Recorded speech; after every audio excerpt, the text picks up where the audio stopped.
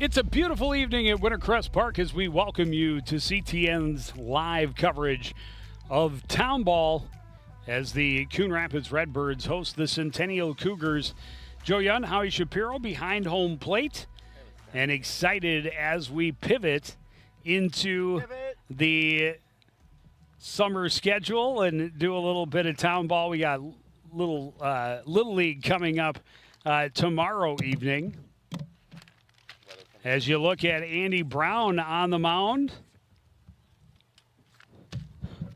he's starting for the Redbirds tonight. A lot of familiar names for Cardinal fans. Jaden Kopp, his catcher behind home plate.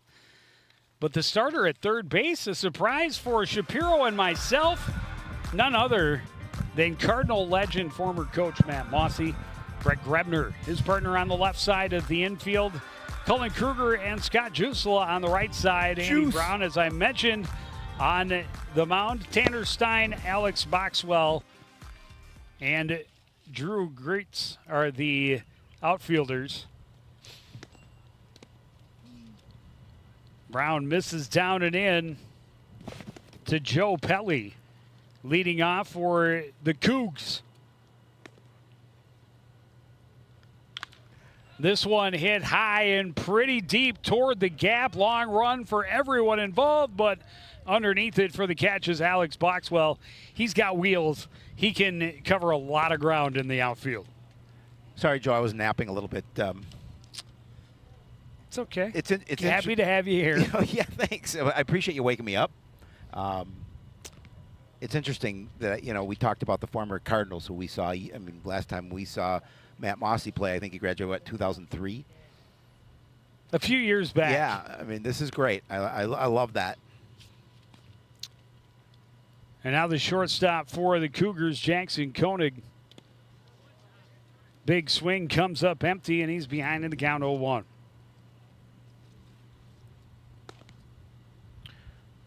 Koenig's he's hitting pretty well this year. He's hitting 500 on the season.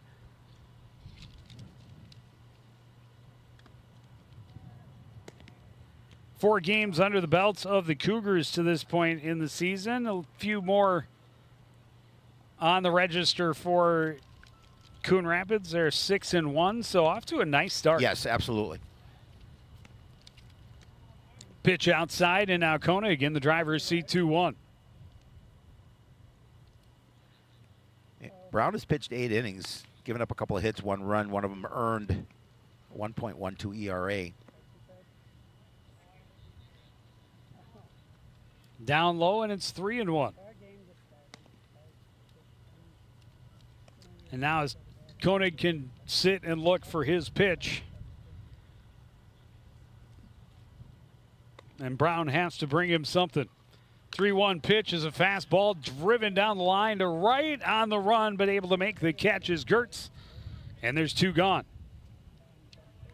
A couple of nicely hit balls to the outfield, but definitely, with Alex Boxwell patrolling center field and Gertz in right, and Tanner Stein for that matter in left, you've got some speed in the outfield. They're able to track down balls.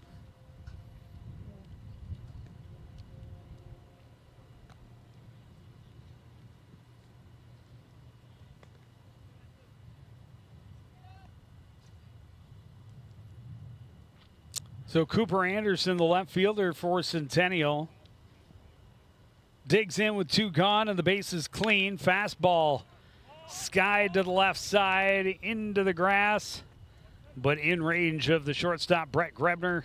He's got it, and there's 3 gone. 3 up, 3 down in the top of the first. You're watching Town Ball on CTN.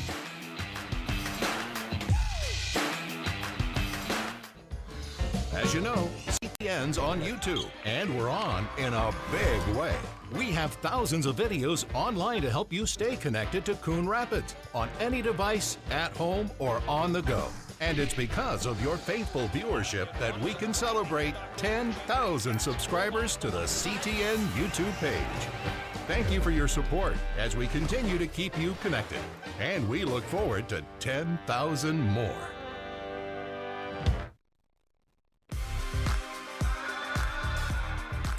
Back at the ballpark, Redbirds' first chance at the plate. All zeros across the board after a half inning. Our first look at town ball this spring. Yeah, our first after high school broadcast of the season. Oh, beautiful night. It's a little warm, but we're sitting in the shade. We're watching some baseball. Nothing is better, except as for long as maybe a watching little the bit of hockey breeze game. keeps up. Yeah, Keeps the bugs away. We'll be good. Yep. Ethan Pettis will come out and hope to match the 1-2-3 inning of his counterpart Andy Brown in the top half of the inning. This is the first outing of the season for Ethan. We talked about Centennial. You mentioned the records earlier in the broadcast. Just 4 games so far under their belt here in 2026. Drew Gertz is leading off for Coon Rapids. Alex Boxwell starts in the on-deck circle. Tanner Stein in the hole. Matt Mossy playing at third base and hitting cleanup. Scott Jusela, Cullen Kruger, Hayden Torgerson, the DH, hitting 7th. Jaden Kopp, and then Brett Grebner rounds out the order for the skipper, Jeff Lindstrom. Gertz hitting .375. First pitch, hacking and fouling it off. Out of play.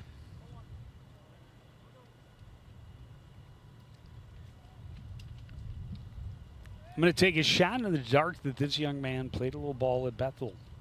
Yeah, It's an educated guess. I would think you're correct. Takes a pitch down low, evens the count 1-1. And another one down and in.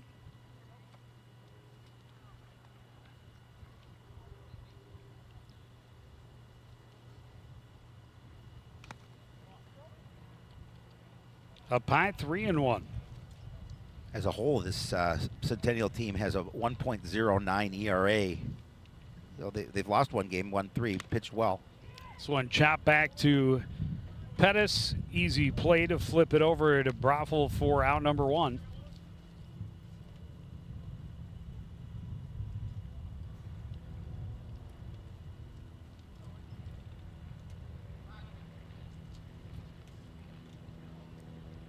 Bring up Alex Boxwell. Talk about celebrated Cardinal alum. Yeah, he had a good career after his high school days ended, hitting .367 on the season. Had a good career with the Gophers. And then went up and played for the Redbirds in Yep. Fargo. Yep.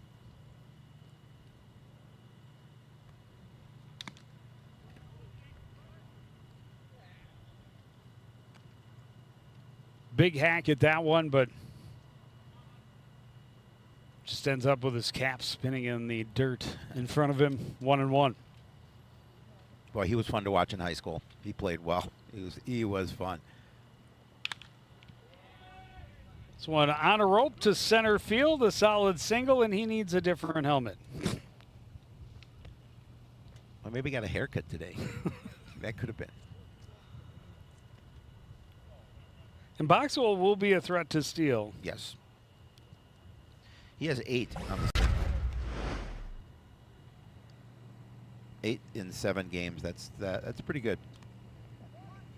Yeah, see, that's the shorter hair that's doing it. Left fielder Tanner Stein checks a swing on a pitch up and in. Stein looking for his first base hit of the season. Be a good time to get it right here.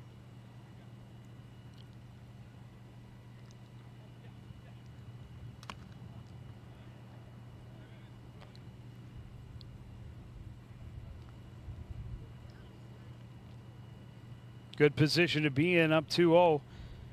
Runner at first, 1 away, bottom of the first. Late on a fastball, 2-1. Yeah, big swing and a miss there. Pettis threw it right down the pipe, knee high. Attacking behind in the count 2-0, still behind in the count 2-1. Shows bunt, takes a pitch up and in, 3-1.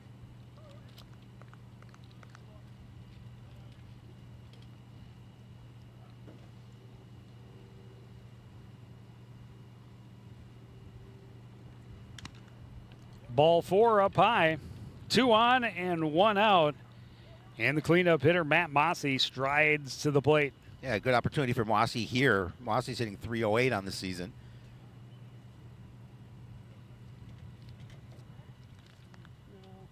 I told him that he needs to hit a double for CTN tonight, so we'll see what happens. He says, a double, huh? He says, I haven't hit a double in a long time. I said, well, it's a good time to start. No whirlwind assist happening in this at-bat.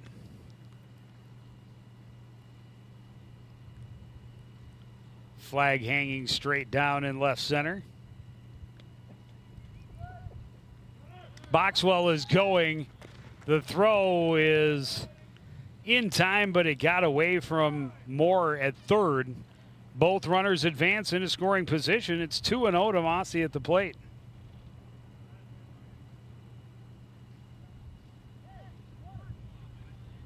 I think it hit Moore right in the thigh. I think it did. It's unable to make the grab. Oh, yeah, it did. That'll leave a mark. Oh, it was 1-1, now 1-2.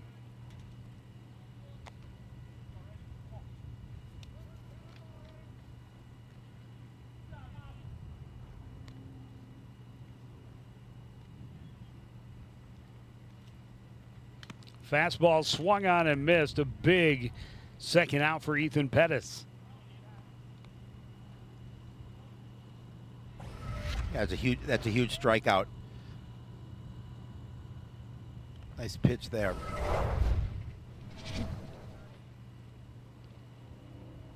And now Scott Jusela with 2 runners in scoring position, trying to get somebody across here in the first.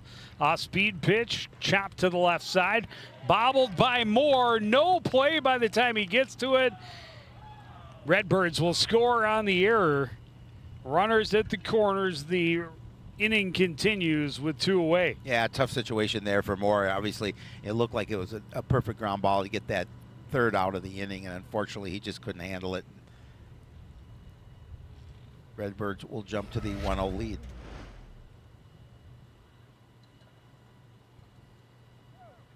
Just a little bit of an in-betweener by the time it got to him. First pitch, Kruger rolls it to the left side, and he beat it out. He did. Great wheels. Moore fielded it cleanly and got a good throw over, but not in time. Kruger, first pitch, infield single. Well, when you're young and you have some speed, you got an opportunity to beat it out. Yeah, he just he did a nice job, definitely beating that one out.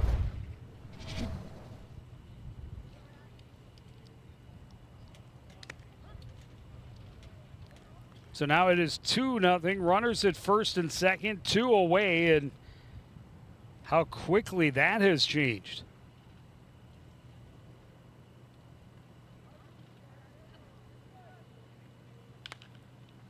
Torgerson pops it up, foul territory, long run, and unable to make the play in foul territory is Broffel, and Torgerson gets new life behind in the count, 0-2. Yeah, fortunately there, because he made the run to the fence. Looked like he had the opportunity to make a play on the ball. Torgerson having a nice season at the plate, 286 on the year.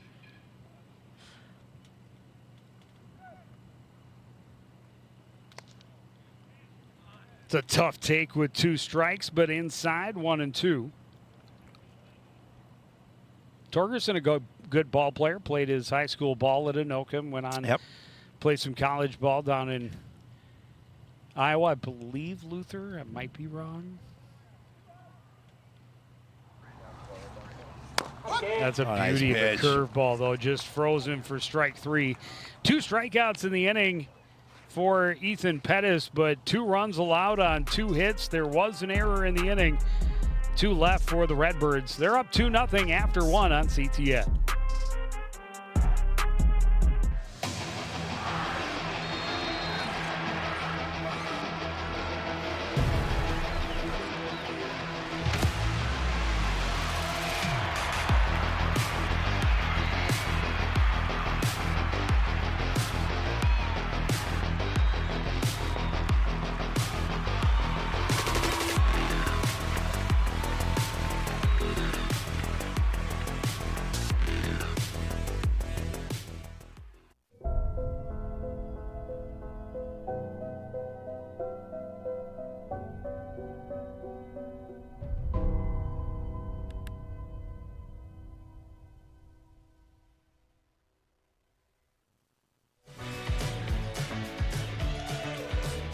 back at Wintercrest. A good start for the home team, the Cougars. Back in their dugout, hoping to respond here in the top half of the second inning, the middle of their lineup. The catcher, the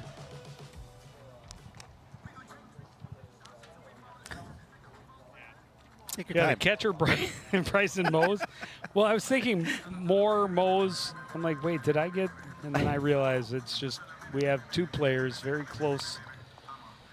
I got it. I figured it out. Okay, good. Mose, Pettis, and Rose. So the battery starts off. Opportunity to get out some frustrations. They were on the field longer than they would have liked. You know, it's always both runs unearned for the Redbirds. Did all the damage really over a period of about 3 pitches. Right. Nice that for Andy Brown coming back onto the mound with a 2-run cushion.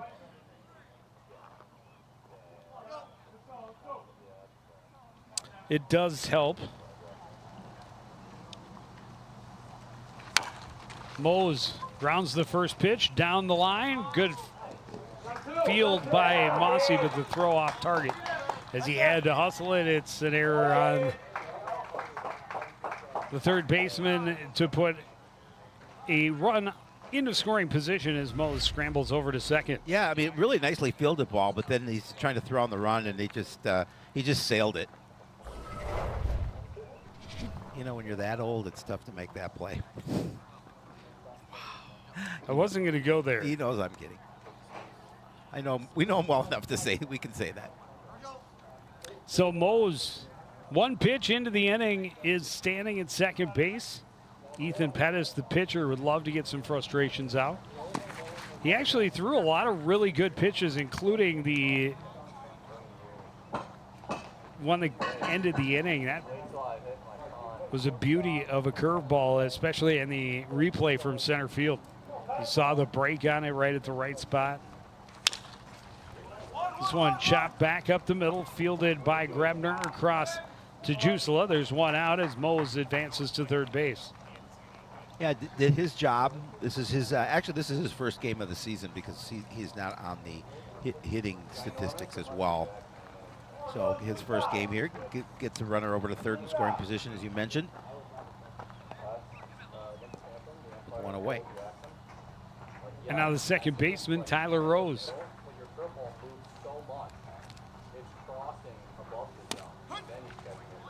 Fastball in for a strike. Good start for Andy Brown. Rose hitting 167 as he steps to the plate.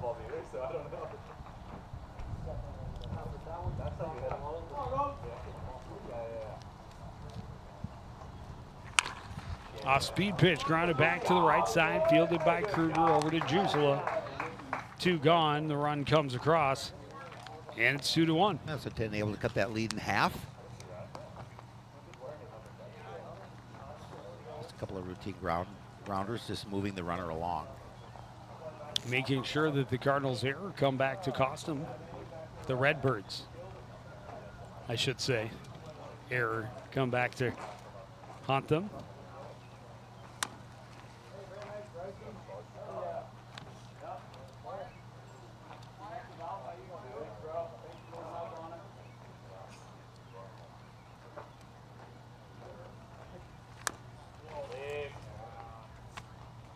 Up high, 2-0.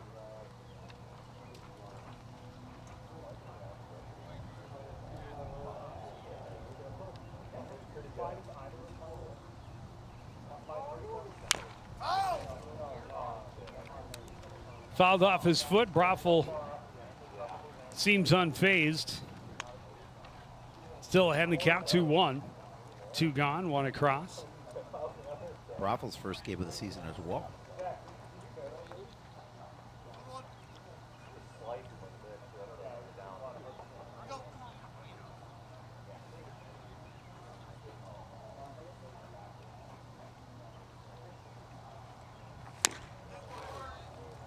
Broffel can't catch up with the Brown fastball. Evens the count, 2-2. And they just threw that ball right by him. And, you know, with his first game of the season, just trying to get his timing down as well.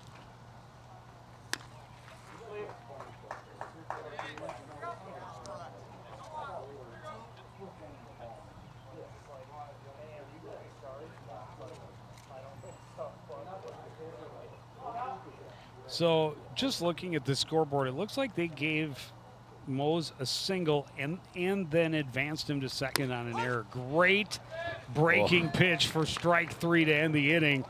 Back-to-back half innings end with beautiful pitches freezing the batter at the plate. We go to the bottom of the second. It's Centennial 1, Coon Rapids 2. You're watching Town Ball on CTN.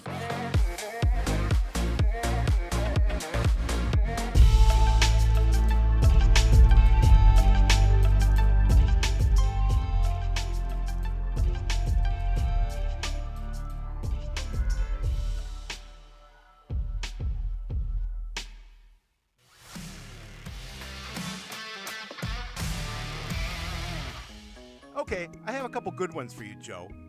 How do football players stay cool? By standing next to the fans. What kind of tea do football players drink? Penalty. Why can't you play football with pigs? Because they hog the ball.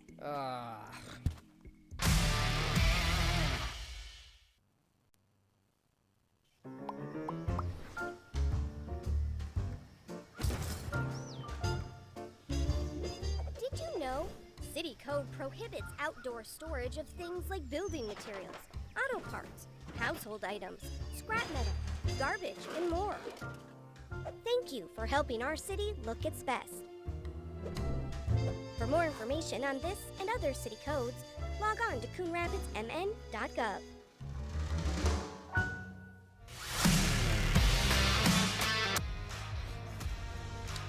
Back at the ballpark. 3 runs on the board through an inning and a half, and all 3 are unearned. Jaden Kopp leading off for the home team here in the bottom of the second inning. They lead 2-1. Kopp hitting .222 on the season. This one hit down the line and right. It'll land fair, and Kopp will dig for second. Stumbled a little bit, but still in standing easily with a leadoff double. Good piece of hitting by Kopp as he found that line down in right field, able to find the green and extend that to second base.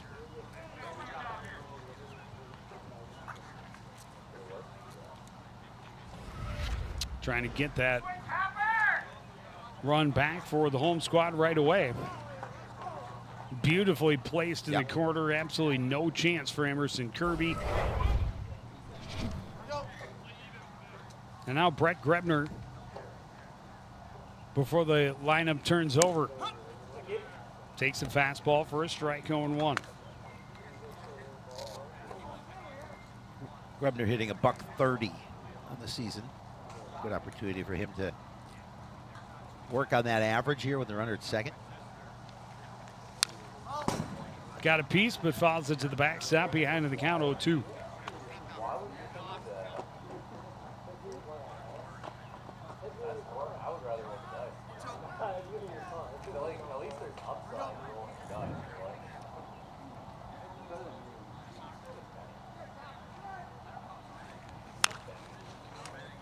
Fouls that one way out of play. We'll get a chance for another 0-2 pitch. Brown had 23 pitches in that first inning. 2 runs on 2 hits. Both runs unearned. That's what I meant. This one is going to land in front of Anderson in right. Back-to-back hits to start the inning. Unfortunately, tough read on the ball for Kopp. He couldn't tell whether Anderson was going to have a play on it or not. Forced to freeze and not able to advance. So runners at first and second.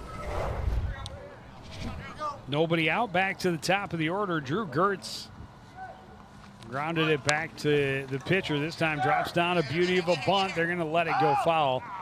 And it just barely does. Yeah, that was a good attempt, obviously, and it just rolled foul. I like the thought for sure. You advance the runners, get 2 runners in scoring position. With Alex Boxwell on deck.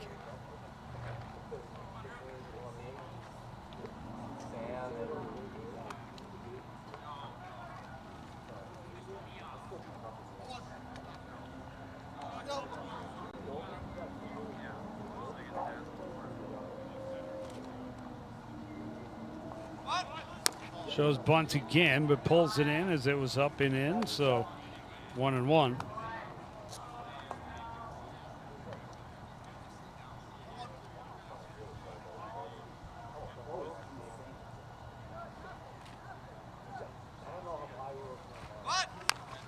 This one bunted back to the backstop, foul, and that'll take the bunt out of play for Gertz. We'll have to protect now. Behind in count 1-2. Well, we talked about coming into this game, Gertz hitting .375, so a pretty good hitter in this situation. Big hole on the left side of the infield as they hold Kopp at second. Curveball down and in, 2-2. Tough to hold steady when you're protecting the plate with 2 strikes. You gotta make sure. Good patience by Gertz, 2-2. This one popped up left side, underneath it, and making the catch is Koenig as he crashed into Moore. They get a big first out.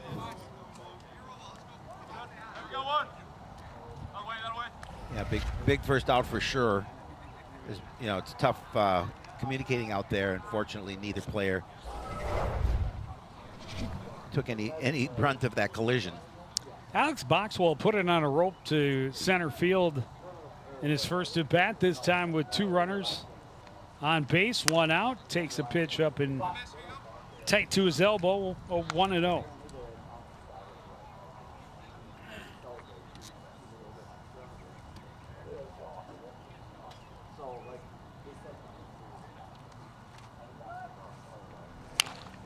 Curveball grounded to the right side, fielded,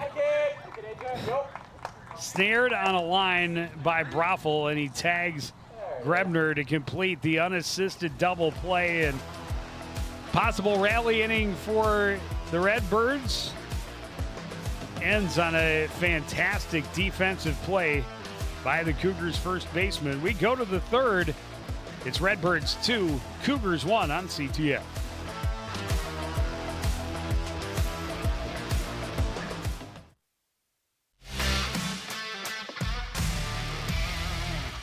Did you know that a player will jump an average of 300 times per game of volleyball? Wow. And I think jumping up to go to the fridge is hard.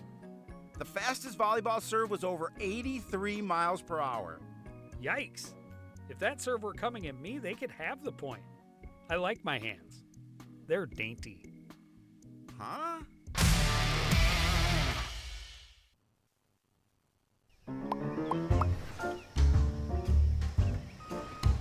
Did you know properties are required to have garbage and recycling service with a licensed hauler? On collection day, place your carts 2 feet behind the curb. Collection containers should not be placed in the street. And don't forget, containers are not allowed at the curb on non-collection days.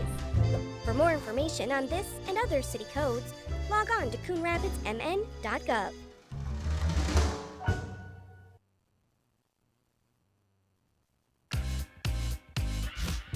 Shade has overtaken the spectator area at the ballpark, and they are all very thankful. Yeah, we have a to be out of the sun. Few fans here enjoying the weather, and even Not all the spectators want to be outside out of the sun. Soak up that sunlight when you can.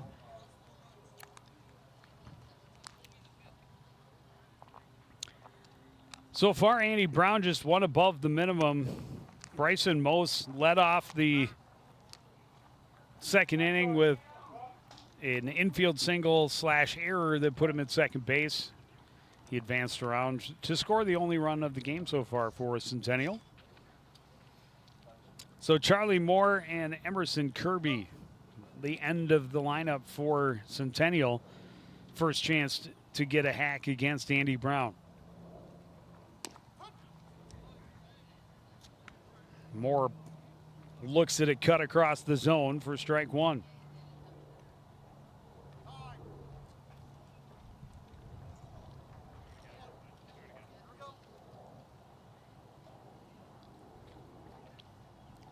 Moore hitting .077 as he steps to the plate.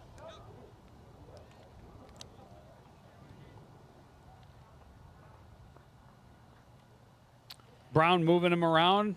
Misses inside, evens the count, 1-1. Leadoff man here in the top of the third inning. Fastball blown right past a swinging Charlie Moore. Gets Brown back ahead in the count, 1-2. Just looking at their lineup. The leading hitter on the squad for Centennial's not here, unfortunately, tonight, because it would have been your favorite name in this game. Maddox Van Slooten. It's a good name. It's a great name. It's a I know very good sports name. I know you wouldn't like What was the first name? Maddox. Maxim? Maddox. Maddox Van Slooten. Maddox Van Slooten. I like it. A lot. Yeah. See, it's a name so good we found a way to work it into the broadcast. Exactly. 1-2. This one popped up behind home plate. Cobb underneath it. Reaches back and makes the catch for out number 1. Good hustle by Jaden, is able to keep an eye on it and record the out.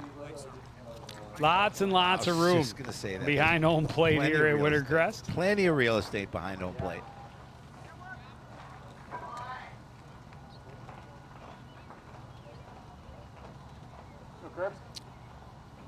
And the Redbirds catcher had the help of his very vocal former coach. Yep.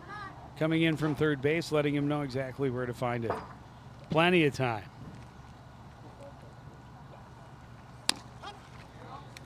Fastball right down Broadway, and Kirby just watches it go by. 0-1.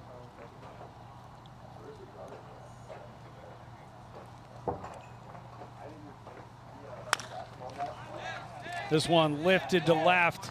A little bit of a late read, but able to make the catch out in left field is Tanner Stein.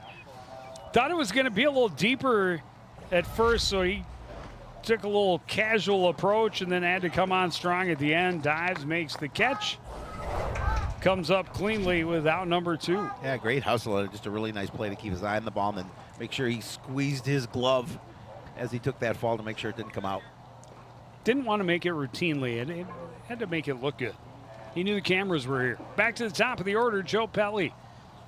Fly ball to center first time up. This time grounds it to the right side. Scooped up by Kruger over to Jusela. And another 1-2-3 inning for Brown. He's been strong through the first 3.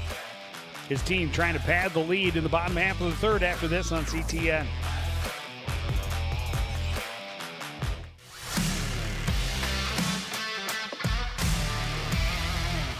Today we're on soccer, Joe. So my goal is to kick around some topics with you, but I don't want to foul things up by being too forward. Please stop that. So could you assist me? Stop. Maybe pass some ideas How? so we can tackle this together? Howie? Oh, boy. I'm just saying, this really isn't my field. Unbelievable.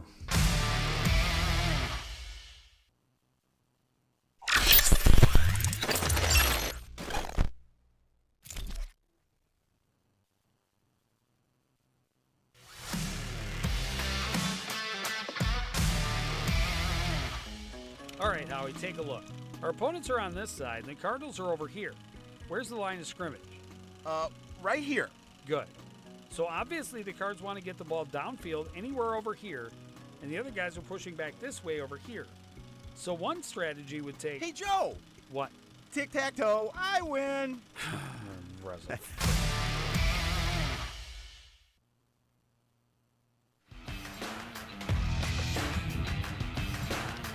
Back at Wintercrest through 3 innings. An entertaining ball game. All 3 runs thus far unearned. Should say through 2.5 innings. Right. As we start the bottom of the third.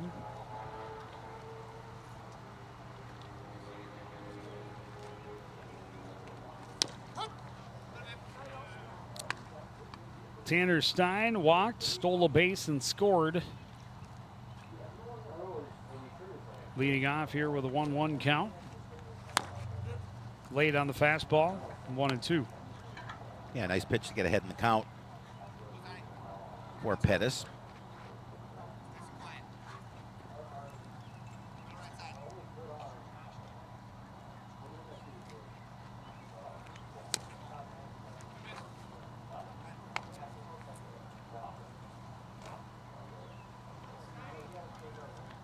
Pettis has had good stuff.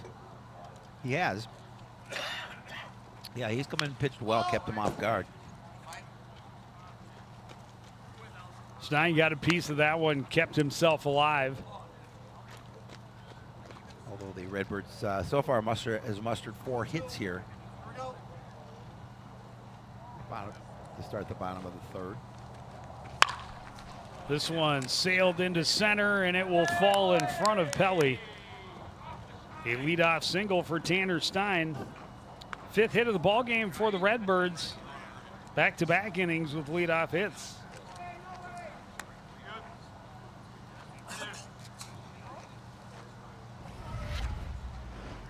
Got the off-speed pitch, left up. Stein jumps on it, and Pelly just a little too deep to start. Mossy trying to move a man. Got underneath him on the temp. Back out of play. 0-1. Yeah, trying to play a little small ball, see if they can, as you talked about earlier, get that run back. Get a 2-run lead early. Mossy showing bunt early, pulls it back. Stein on the run, the throw gets away. Stein will turn and dig for 3rd. The throw coming from center is not in time, and Stein all the way over to 3rd. Meanwhile, the pitch was pretty sure up and in. Mossy pulled back. And just heads up ball, base running by Stein as he's able to. That ball got by, and he'll make sure he picked up that 3rd base. I'm going to throw a stolen base on there, but that's also an error. Get to 3rd on the error. Correct.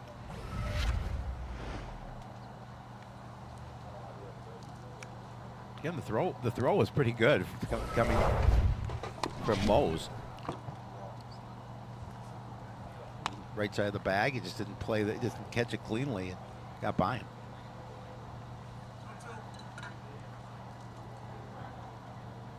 Two now to Matt Mossy with a runner at 3rd base, nobody out. Off-speed pitch, grounded up the middle, it got underneath Koenig. Stein will come home easily. Mossy safe at 1st. And that's back-to-back errors. Not the start the Cougars were looking for here in the bottom of the 3rd. No, definitely not. No, now they got that 2-run cushion back at 3-1. Opportunity for Scott Jusela here. See if he can keep this one going. Nobody out. Jusela reached on an error first time up. That error scored the 1st run of the ball game.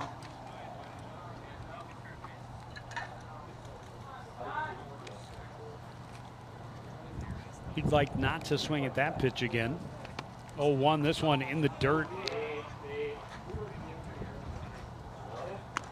Way out in front of home plate.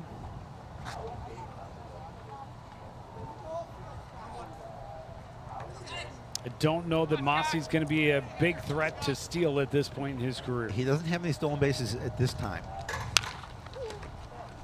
This one nearly ended in another unassisted double play at first, but Broffel not able to squeeze it this time. Got it off the heel of his glove. So the runner advances. Yeah. They get the 1st out at home. I think at first. I think Mossy thought that it was definitely going to be an out because it actually hit one off the heel of his glove. That's what I said, didn't I? Did you say that? I did. No. Didn't do it. But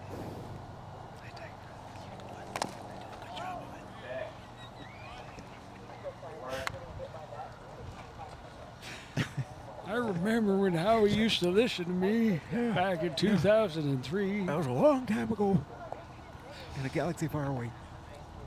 Cullen Kruger, an RBI single his first time up. It was an infield single, but it got the job done. This one, strong backhand by Rose at 2nd. Gets it over to Broffel for out number 2. Mossy moves to 3rd with 2 away. And an opportunity for Hayden Torgerson to see if he can get another run across here with 2 away. Torgerson frozen on a curveball to end the first inning. Comes up again with a runner in scoring position. Opportunities. Good hitter, an opportunity to erase that and get a little payback.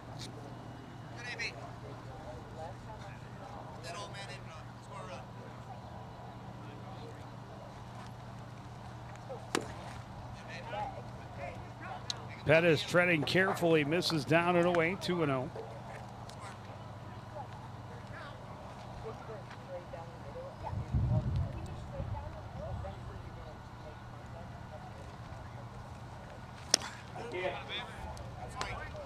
Got the off-speed pass to swinging Torgerson for the first strike, 2-1.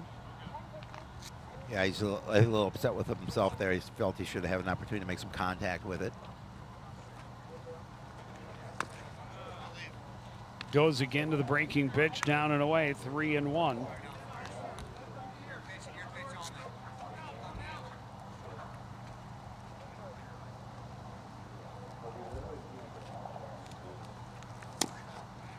Misses down and away, ball 4. Runners to the corners with 2 out. Moses is going to take a walk out to the mound and have a few words with Pettis here.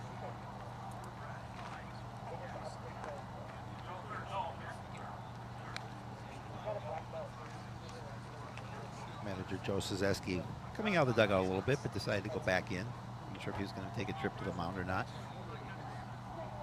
Jaden Kopp. An opportunity here. He has the only extra base hit of the afternoon or evening so far.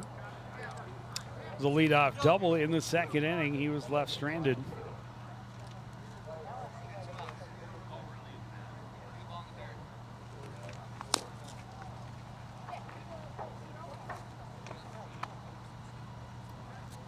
Another pitch missing low for Pettis.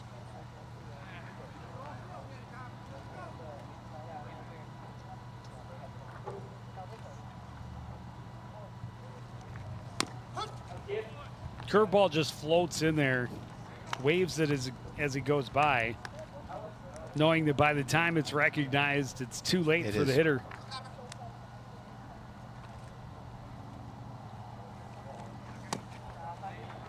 Good check swing from Cobb.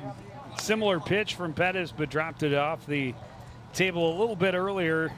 Finishes down out of the zone, 2-1. Yeah, again, just being patient at the plate, realizing that pitch was down and low. The outside.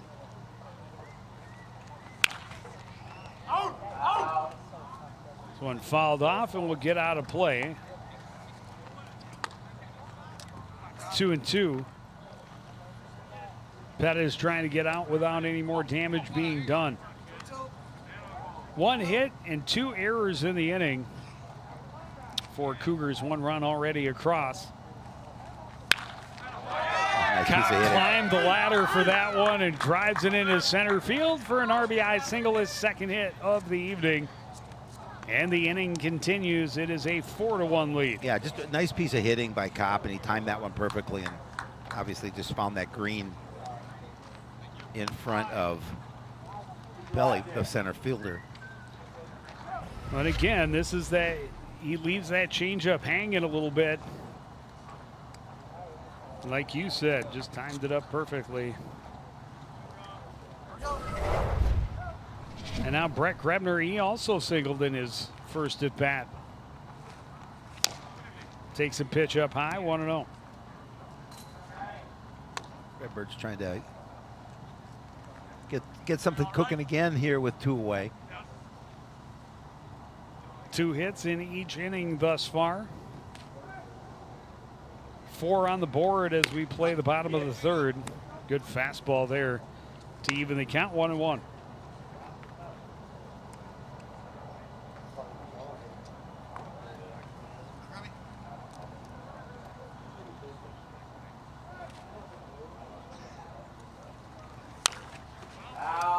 Foul and out of play.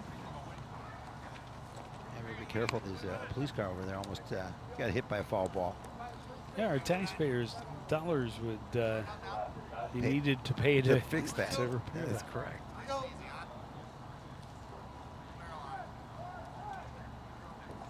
It's all right. They'll take it out of our raise.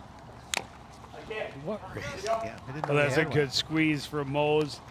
Grebner got a piece of it, but foul tip squeezed by the catcher is strike 3 to end the inning and leave 2 runners stranded. 2 across, though. Helped by 2 Cougars errors. We go to the 4th inning. Coon Rapids up 4-1.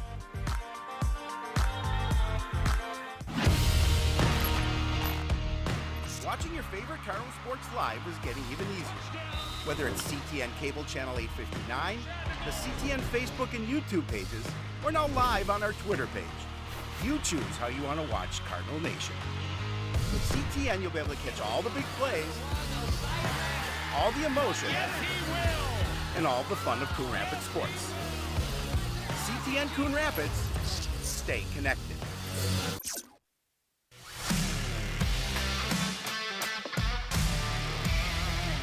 Howie, do you know why fish are so bad at volleyball? Because they're afraid of the net. Why me? Why couldn't the volleyball player cross the road? There were too many bumps. Why was Cinderella kicked off the team? Because she ran away from the ball. I hate you.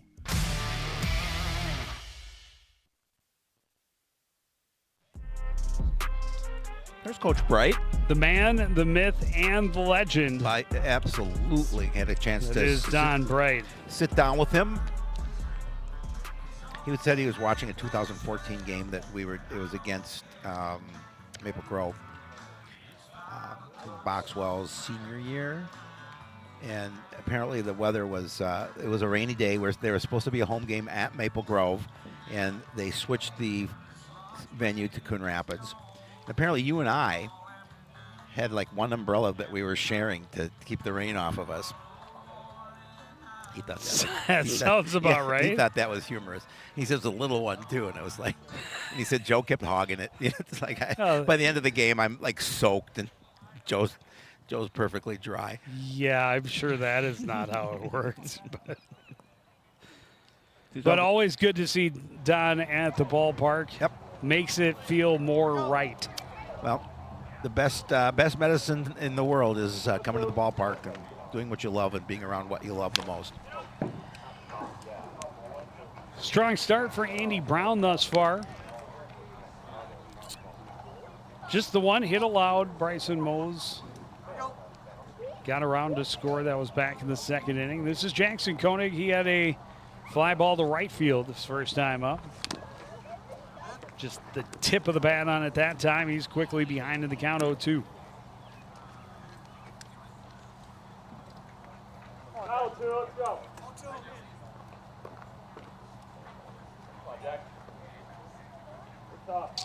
Pettis threw more pitches in the 3rd inning than Brown had thrown through 3 innings combined. As a matter of fact, that pitch right there was his 29th of the ball game, and Pettis had 28 in the bottom half of that 3rd inning. Fastball tipped but squeezed by Kopp. One good turn deserves another, and that's a strikeout for Brown, his 2nd of the evening. I just got a message from the clubhouse leader, Aaron Lindstrom, and wanted to know if we were live at Wintercrest. Yes, we are. Hopefully he's watching.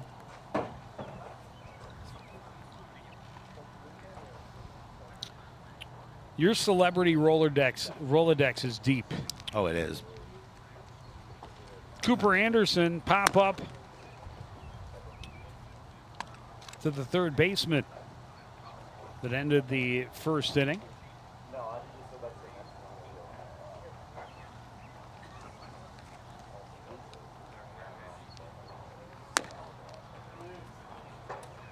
Pitch misses outside, 1-0.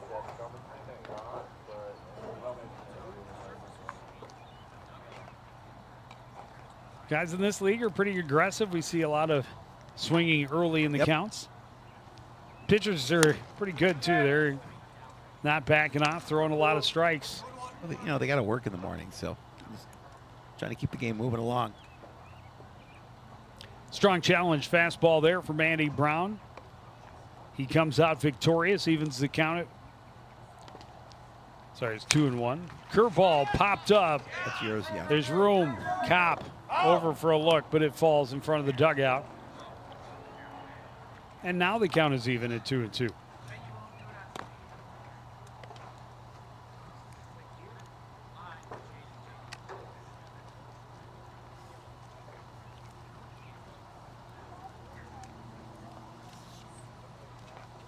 Matt Smith warming up in the bullpen for the Cougars.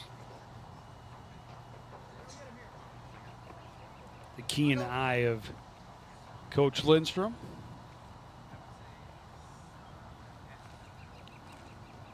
Brown takes his time considering the 2-2 delivery. Here it is. It's a curveball, and it did not find the zone. No, it did not. That's pretty good. It was close. But a full count. There he is, Matt Smith. Just the second time Brown has been to a 3-ball count in this contest. Goes to the fastball. Anderson got a piece, stays alive. We'll try it again.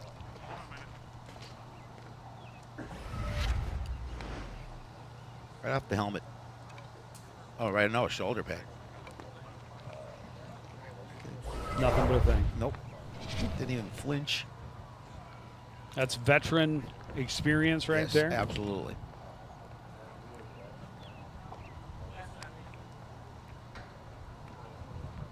Yeah, see if he's okay. Just, you know, have a little Bengay on it later.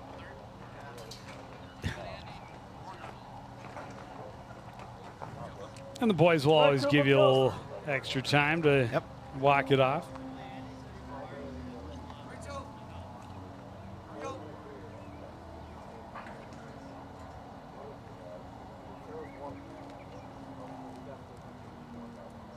Try again for a full count.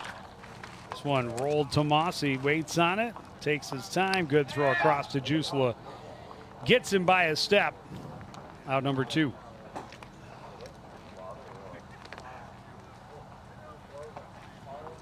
Love to see Matt out there playing. Of course, Joe and I have storied history with Matt Mossy, the Mossy family. Yeah, he was the younger. Yes, the Dan Mossy.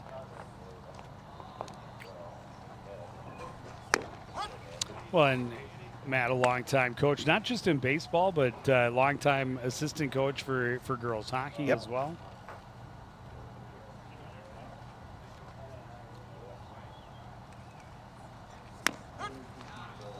It's a beauty of a breaking pitch from Andy Brown right there. Gets him behind the count 0-2. Bryson Mose is the only man to have reached base for Centennial thus far. Trying to spark a 2-out rally. His team trailing by 3.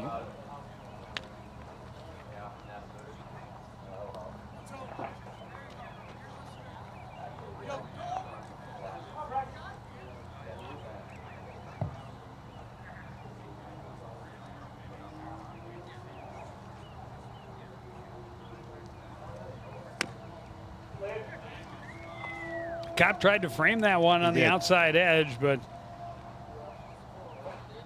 not going to get the call. 1-2.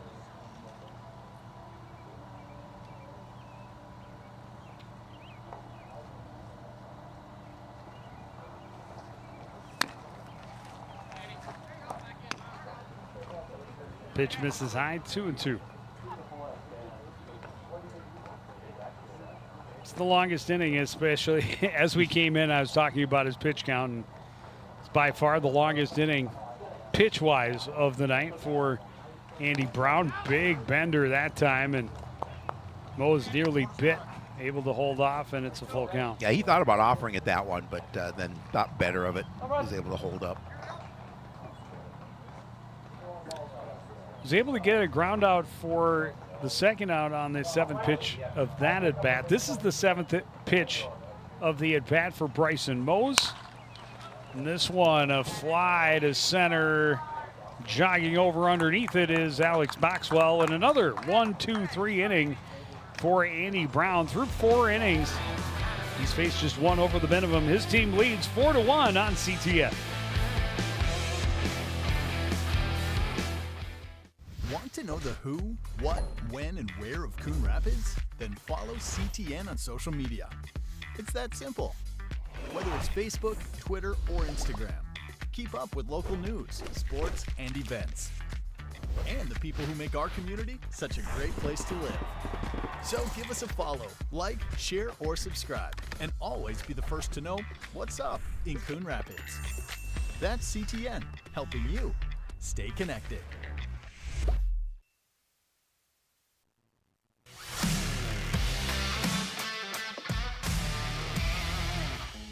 All right, Joe. In high school football, the snap ends when A, the ball is moved from its place on the ground, B, the ball leaves the snapper's hands, or C, the ball touches the ground or any other player. You don't have to raise your hand, Joe. Yes, Joe? I love football. Ah, yikes.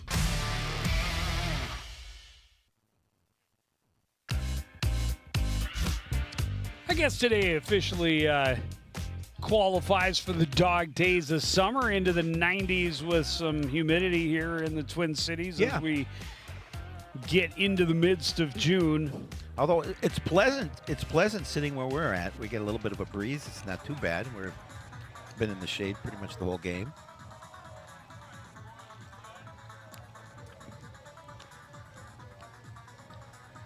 New pitcher for the Cougars will be Matt Smith. I'm assuming Ethan Pettis will stay in the lineup as the DH, as he is in the original lineup as pitcher DH. Yep. It's just a guess. Top of the order for Coon Rapids here in the bottom of the fourth. Drew Gertz, 0 for 2 so far.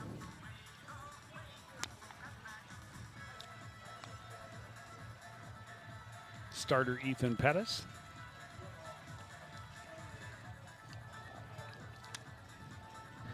You see Matt Smith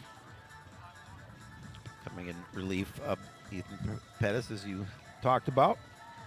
Yeah, 64 pitches is a lot in 3 innings.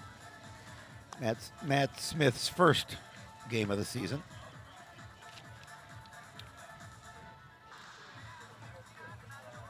Give the Redbirds a different look from the left side.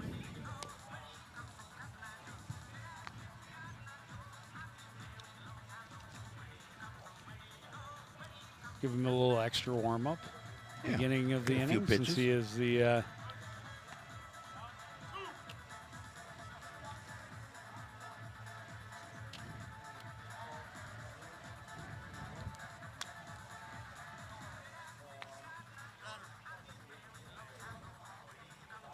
Redbirds have been able to get on base. They've been able to get 2 hits in each of the first 3 innings.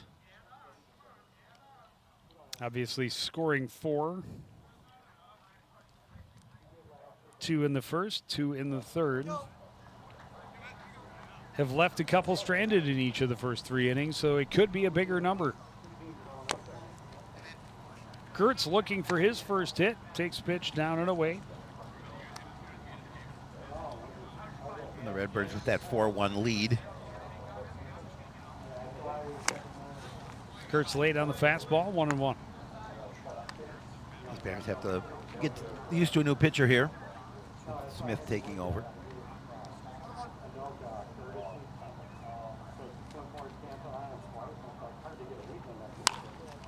That was up in the zone. Gertz got a piece of it, and it's out of play. 1-2. Good effort for Mose, but way into the bleachers. You could bring it back for some cotton candy, but the concession stand is closed. That's a shame. 1-2. Fastball misses down and away.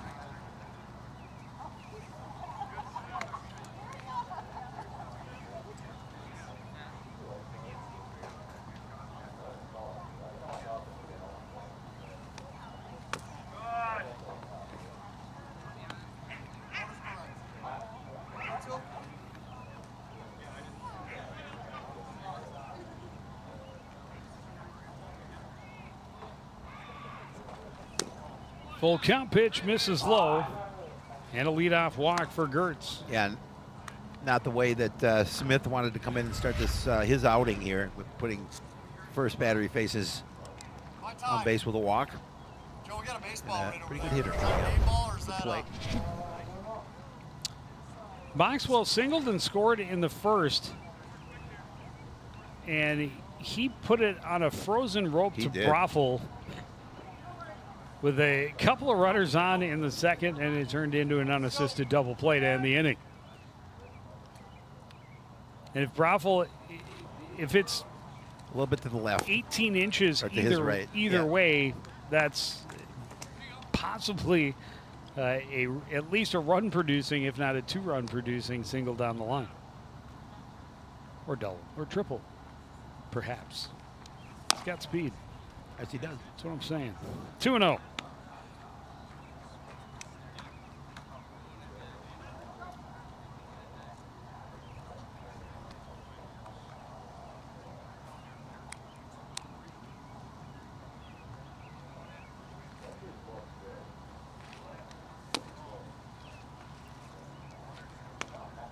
Curveball waves at the strike zone as it goes by, but it misses completely. 3-0.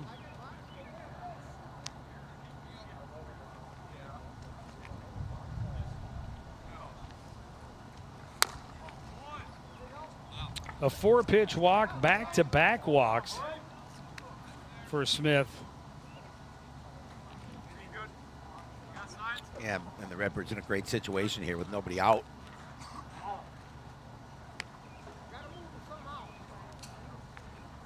And Tanner Stein walked and scored, singled and scored. He's got a couple of stolen bases in the ballgame as well. He comes up with 2 on, nobody out. And you almost have to wait for a strike with a pitcher struggling as he enters the ballgame like this.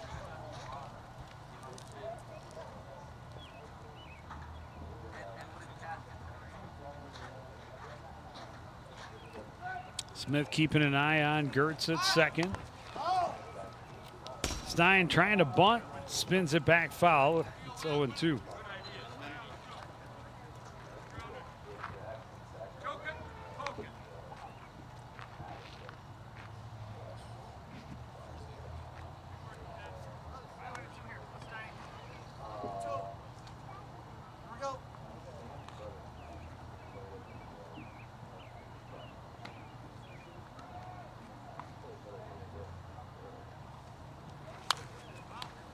Foul back, out of play. We'll try again at 0-2.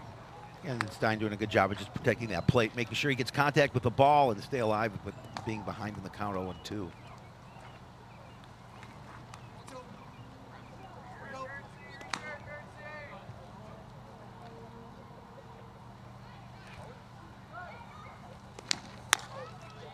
Time he misses high, 1-2.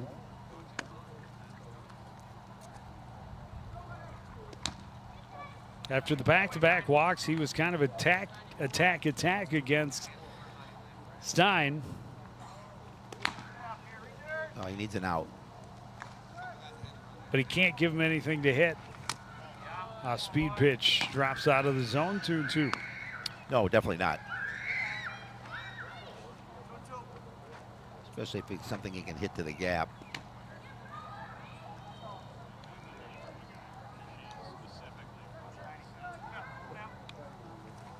Got good speed on both bases. Goes up for this one and sends it deep to left, but not deep enough. Cooper Anderson is there for out number 1. Yeah, got underneath that one a little bit. That first out of the inning.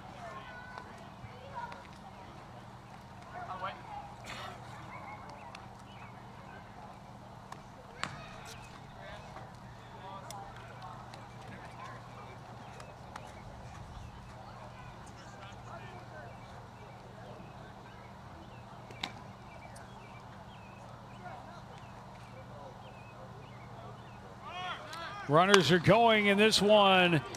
Line to left, coming in to make the catch is Anderson, and that is Going to easily turn into a double play to end the inning. The hit and run was on. The only flaw was a solid read by the opposing left fielder. So we go to the fifth. Coon Rapids 4, Centennial 1.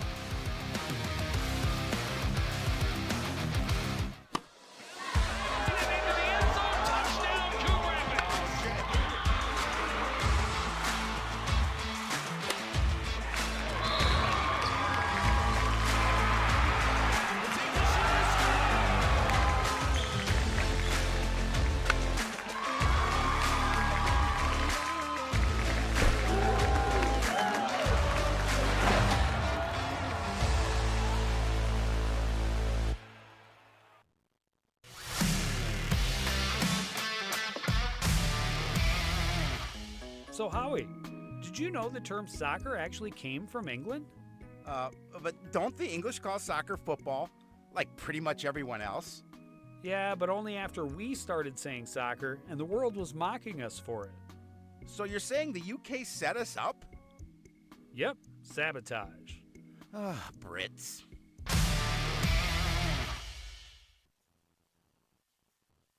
Oh, hi. I'm TV's Howie Shapiro. And when I'm not announcing CTN sports broadcasts with my sidekick Joe Yen, I'm watching all the other great programs on the CTN Studios YouTube page. There's news stories, great local events, and even full games. You can even watch on any smart device with a YouTube app. Whether that's your phone or a tablet, you can watch CTN's great programming wherever and whenever you want. You can even watch CTN's event coverage live. So no matter where you are, you can share in all the excitement. CTN Studios, building community through cable.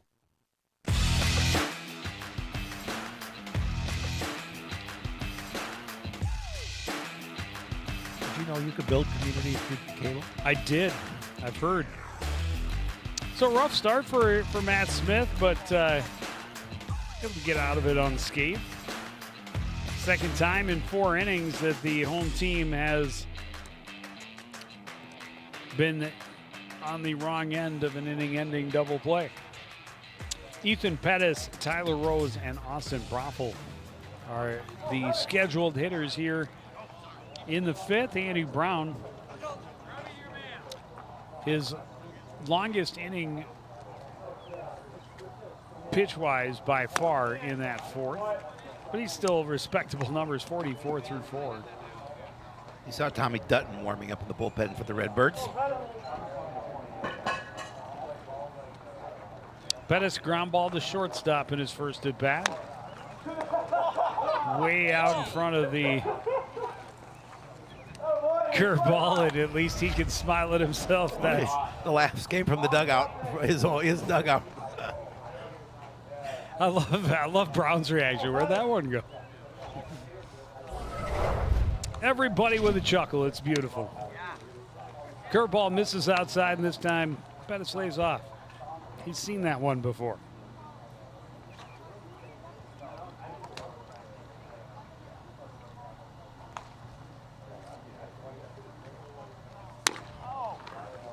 High. I think that had the movement that Brown was looking for. 3-1. Oh, it did dip back down. Yeah, it did drop. But fastball blown past Pettis for strike 2, 3-2. 3 straight Cougars batters that have gone to a full count against Andy Brown. Coach Lindstrom want to get another inning out of Brown. Pettis fouls it straight back, stays alive at 3-2.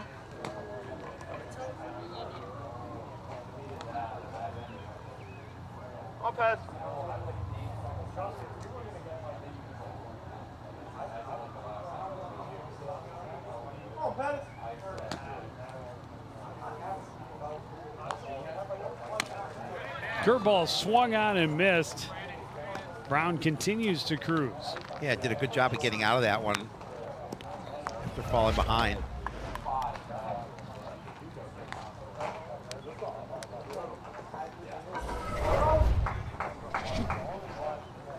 Just his third strikeout. He is Retired 11 straight. Allowed just one base runner through 4 1/3. Tyler Rose, RBI ground up. His first time up.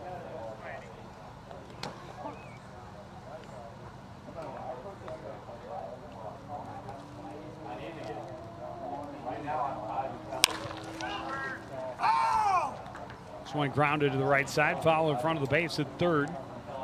Or at first. One of those two. Well, if you're looking in the mirror, it might have been third.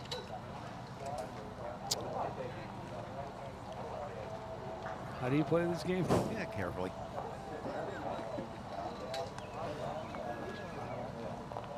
It would need to be much more slowly for me to play. And me.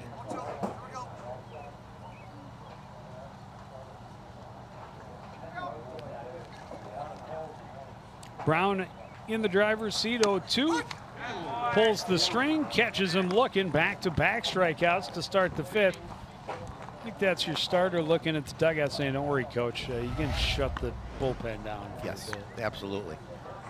I got plenty left in the tank. I don't believe that Tyler Rose agreed. But batters often do disagree in that circumstance. That is Austin correct. Broffel was punched out to end the second inning. Easy take as that one was well down and out.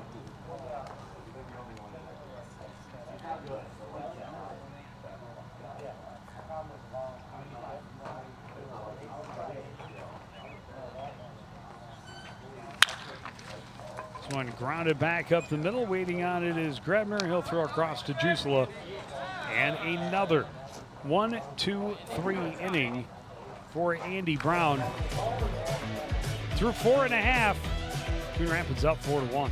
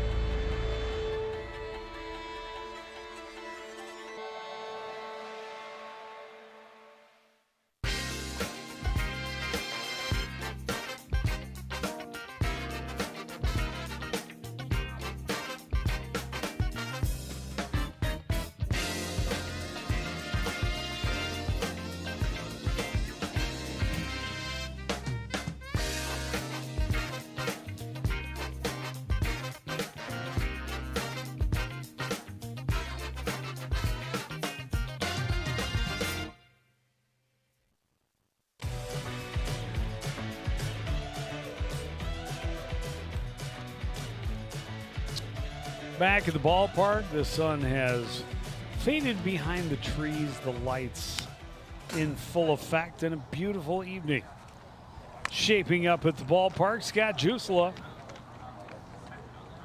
leading off for the home team. They're up 4-1.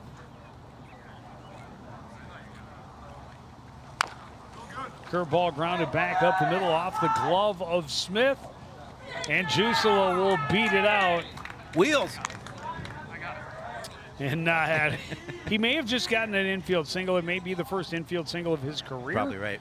I think I would judge that as an infield single because Smith really made a great effort at the ball on the mound just because of the high hop, and it tips off his glove, and then nobody else has an opportunity. So they are going to put it on as an error on the board. It's the fourth error of the ball game for Centennial.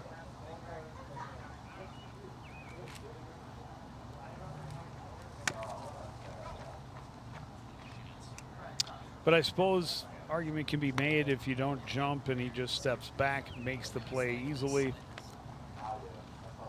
Jusela not the fleetest of foot. Probably would have been able to wait for the ball to come down and still make that play. Colin Kruger trying to drop down a bunt. That one spins foul, evens the count 1-1. Kruger an RBI single back in the first, grounded out in the third.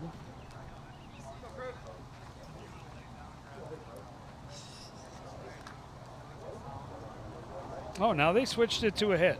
They did. Now, see, I agree with that. Did you put it as a fourth there and now, yep.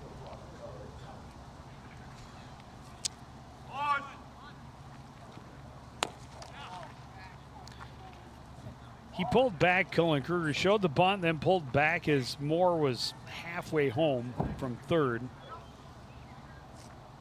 And then that pitch didn't miss by much, but it is 2-1. Shows bunt again, pokes it foul over toward the Cougars dugout. It'll be 2-2. Yeah, with Moore playing up now, he obviously now with 2 strikes takes that bunt out of the situation.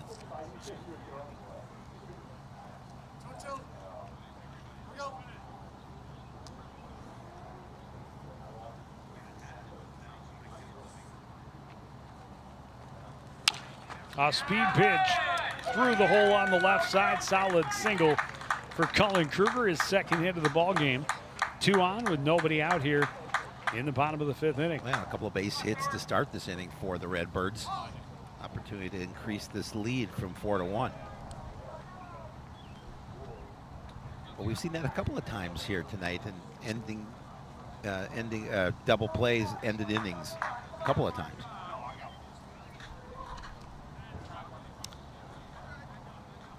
Its Cardinals innings ended in the 2nd and the 4th inning on double plays. Hayden Torgerson looking to lay down a bunt, but you got to put it in the zone. One down and in, a pretty easy take. Squares up again, pulls back, and it's a strike. But heads up running, Jusela saw Mose so far into the infield. He took off and moves over to third. That was just smart. Yeah, nobody, you can see where Mose is in on the grass. He comes all the way in, and Jusela hustles over. First stolen base of the season. Got to get that first one under your belt before you can lead the league. Called strike on the fastball, gets Smith back ahead. The count 1-2 against Torgerson.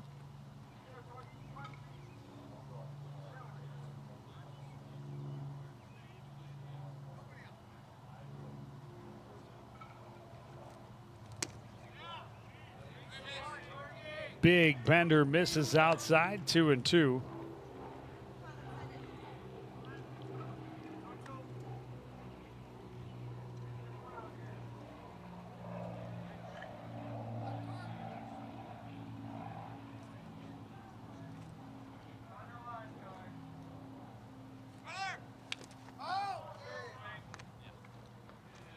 Torgerson got a piece, stays alive at 2-2. Kruger had been off for second. Torgerson's got to stay alive, protect the plate.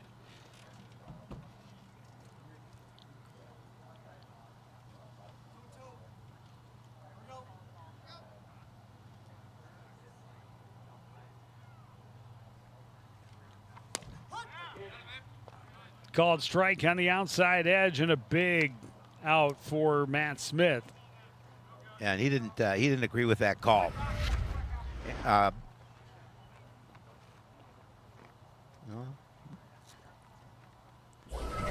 The clubhouse leader just sent a couple messages talking about the juice is loose, and it looked like a sprinter when he ran to third on that stolen base. I think he did that sprinter's pose as he got to third base as well. Jaden Kopp 2 for 2, the double and an RBI. He's got runners at the corners with 1 out.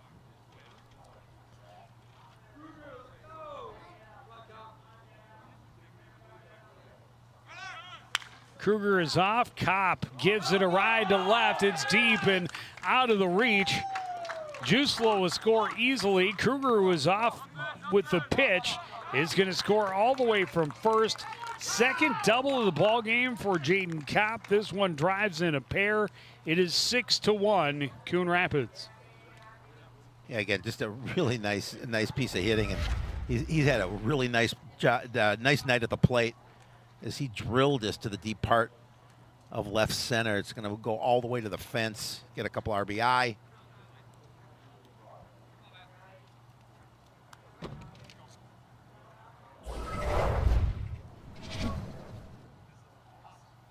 RBI 2 and 3 on the season for Jaden.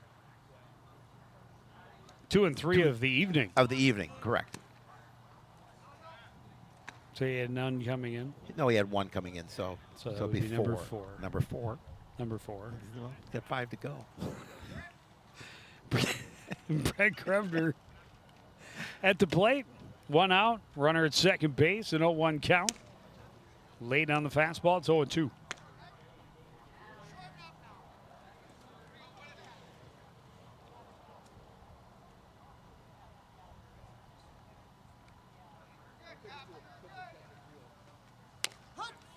It's a great curveball.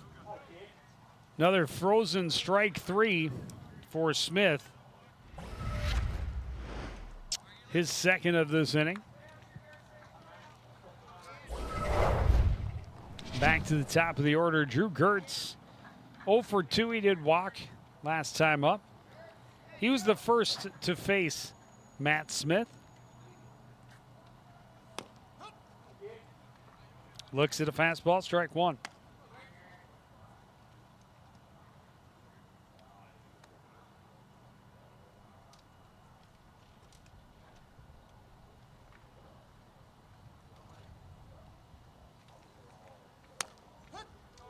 Curveball drops in. There's a groan from the home dugout.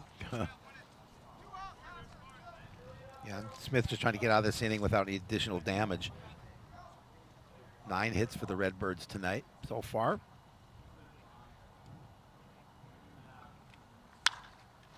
This one skied to shallow left. In underneath it is Anderson. He makes the catch and ends the inning. But 2 runs on 3 hits. Coon Rapids leads Centennial 6-1 after 5 innings on CTN.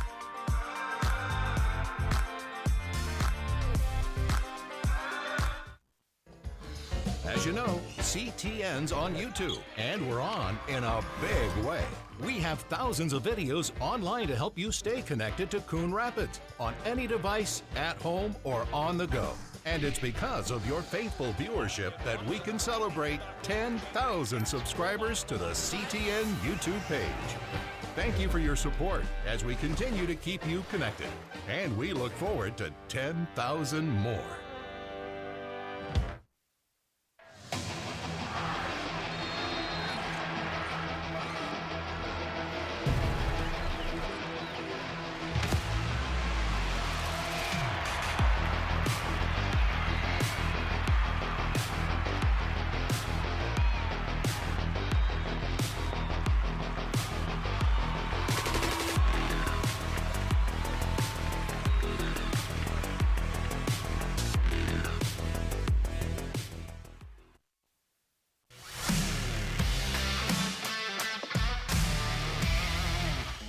Okay, I have a couple good ones for you, Joe. How do football players stay cool? By standing next to the fans. What kind of tea do football players drink? Penalty. Why can't you play football with pigs?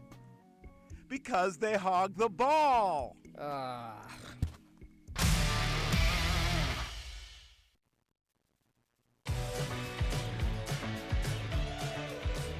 Andy Brown still going, still cruising. Downtown, Andy Brown. Okay, through 5 innings, how many pitches? Oh, You've been given hints along the way. I know. We have talked about numbers, so you've got to have a pretty good idea. Well, he had a couple of batters last inning? They had 7 pitches, two in a row. in the 4th inning. So I want to say 69. 56. Oh, it's even worse. 56 pitches.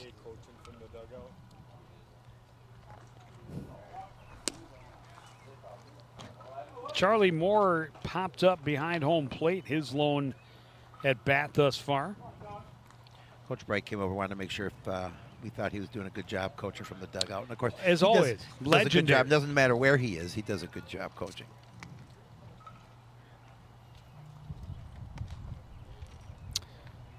Andy Brown, speaking of Coach Bright, he could tell you more than anyone. It starts on the mound, and Andy Brown has been stellar thus far. He's pitched really well. The only hit allowed, an infield single that then led to the runner getting to second base on an error, on a throwing error. They played a couple of little small ball, a couple of ground balls to push that run across. That was back in the top of the 2nd inning. Since then, he's retired 13 in a row. 4 of them with strikeouts.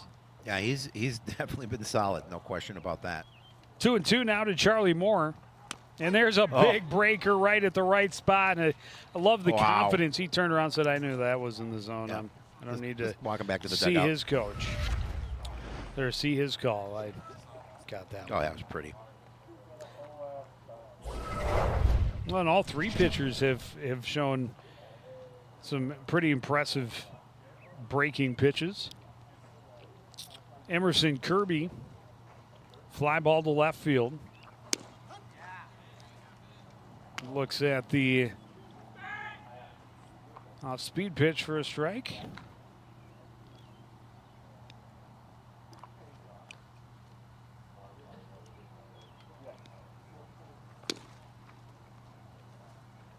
Can't tempt him with the fastball down and away, though. I'm trying to nibble at that outside part of the plate.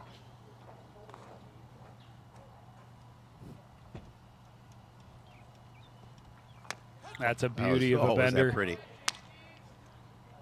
I love seeing it from the outfield camera, too. Really get an appreciation for the amount of movement.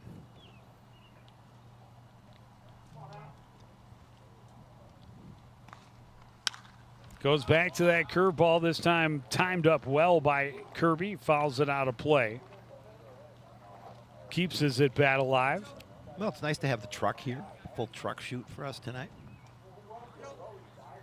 I'll be doing a little league tomorrow. Mm-hmm. Also with the full truck. Yep.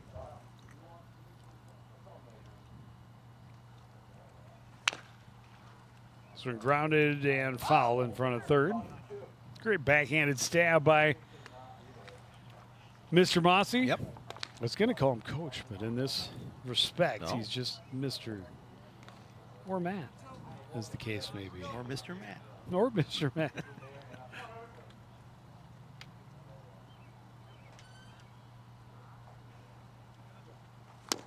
Oh, beautiful. Swinging strike 3 for Kirby.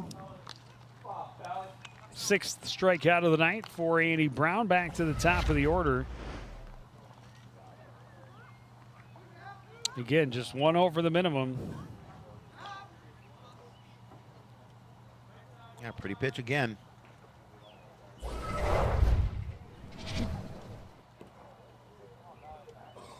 Joe Pelly, a fly ball and a ground ball.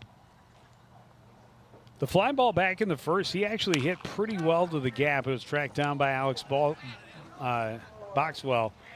Jusla able to take care of that one on his own. So 1 pitch out and another 1, 2, 3 inning. That's 16 straight retired by Andy Brown. We go to the bottom of the 6th. Coon Rapids up 6-1.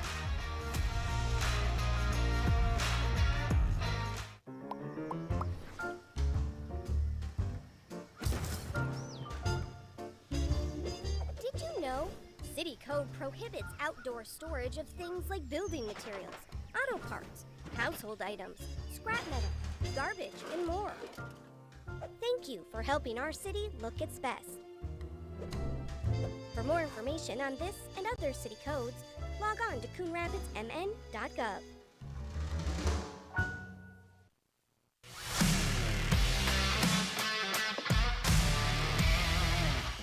Did you know that a player will jump an average of 300 times per game of volleyball? Wow. And I think jumping up to go to the fridge is hard. The fastest volleyball serve was over 83 miles per hour. Yikes. If that serve were coming at me, they could have the point. I like my hands. They're dainty. Huh?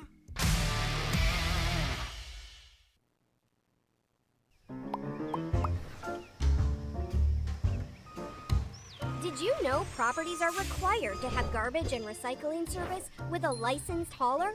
On collection day, place your carts 2 feet behind the curb. Collection containers should not be placed in the street. And don't forget, containers are not allowed at the curb on non-collection days. For more information on this and other city codes, log on to coonrapidsmn.gov.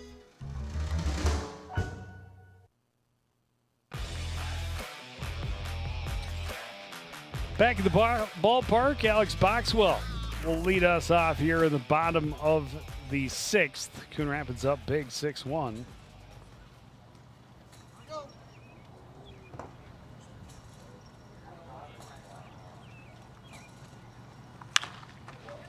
First pitch grounded through the right side. Second hit of the ball game for Boxwell. Yeah, he almost had a third hit. We talked about that earlier, that screaming rope to Broffel. They turned into an unassisted double play.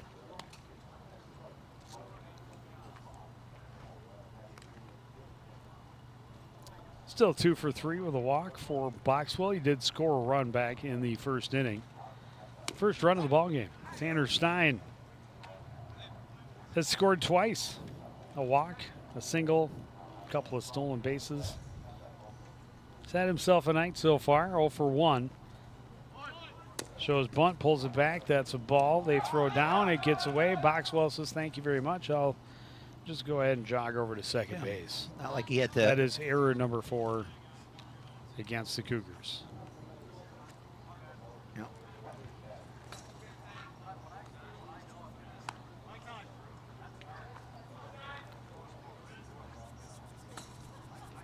And now a good hitter at the plate with the runner in scoring position, nobody out, and a favorable count at 1-1.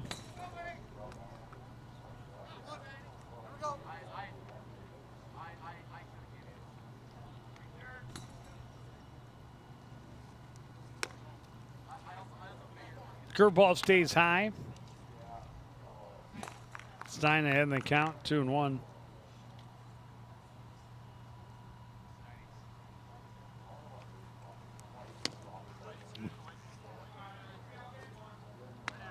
Nice pitch. Can't that time. catch up with the fastball, 2-2. Smith able to keep it low and blew it by him.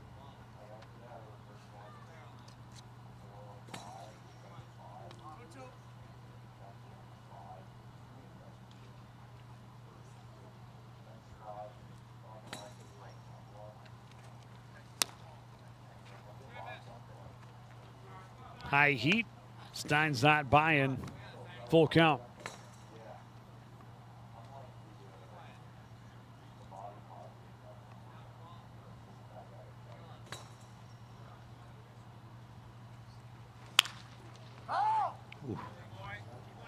Grounder down the line, nearly hugged it, but spins foul just in front of the bag at third.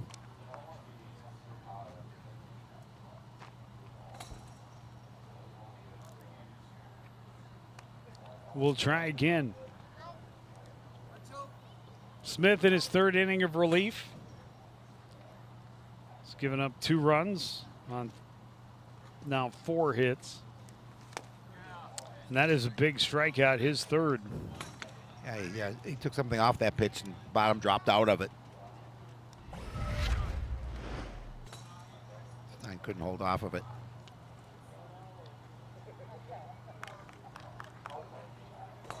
We'll bring up Matt Mossy. Hit a fly ball that ended up being an inning-ending double play last time up. Boxwell takes off and He's over there at third without a throw. No, there's no way that Moses was going to throw that one. But I mean, it he's got speed, and I mean, he Yeah. was gone before the ball was out of Smith's hand. I was going to say something earlier, too. You know, it tells you something about Tom Ball. You know, he's out there. He keeps his stuff in his hand the whole time. Yeah. And that makes it so that he can get home on the sacrifice fly there. And Mossy, all he had to do was get it deep enough to center field. He does just that, and it is a 7-1 lead. He gets the RBI.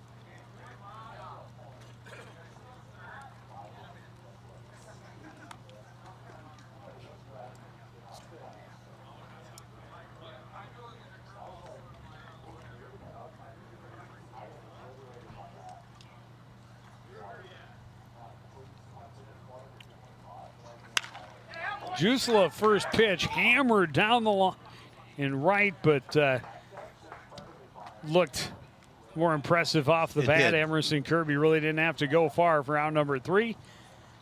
But Coon Rapids gets a hit, pushes that run across. They leave no one stranded. They lead 7-1 as we head to the 7th on CTN.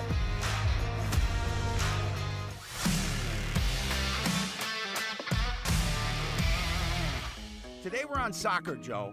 So my goal is to kick around some topics with you, but I don't want to foul things up by being too forward. Please stop that. So could you assist me? Stop. Maybe pass some ideas How? so we can tackle this together? Howie? Oh, boy. I'm just saying, this really isn't my field. Unbelievable.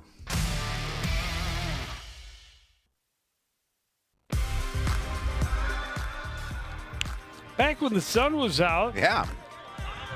Coon Rapids capitalized on a couple of Cougar errors in the first inning, scored a couple of runs.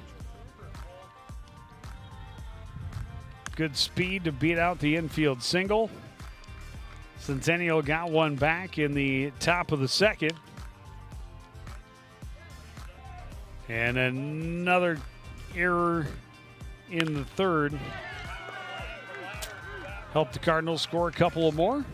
That third was when they had 2 errors in the inning. And Jaden Kopp has had a strong night at the plate. 3 for 3 with 2 doubles, 3 RBI. Love to see that from your number 8 hitter. New pitcher in for the Redbirds. Tommy Dutton is going to take over for Andy Brown.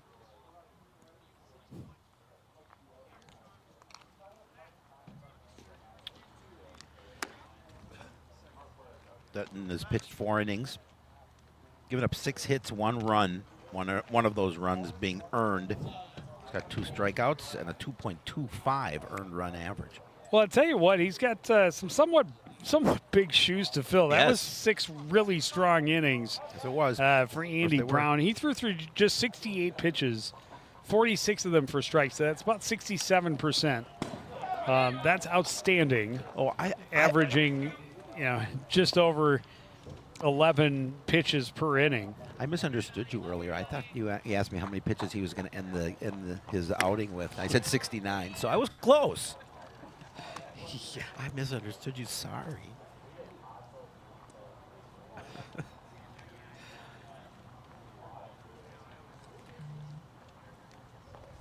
Dutton facing the heart of the order, 2-3-4 for Centennial. This one popped up, will stay in play, but just out of the reach. It is not Jusela any That longer. is not Jusela. That would be...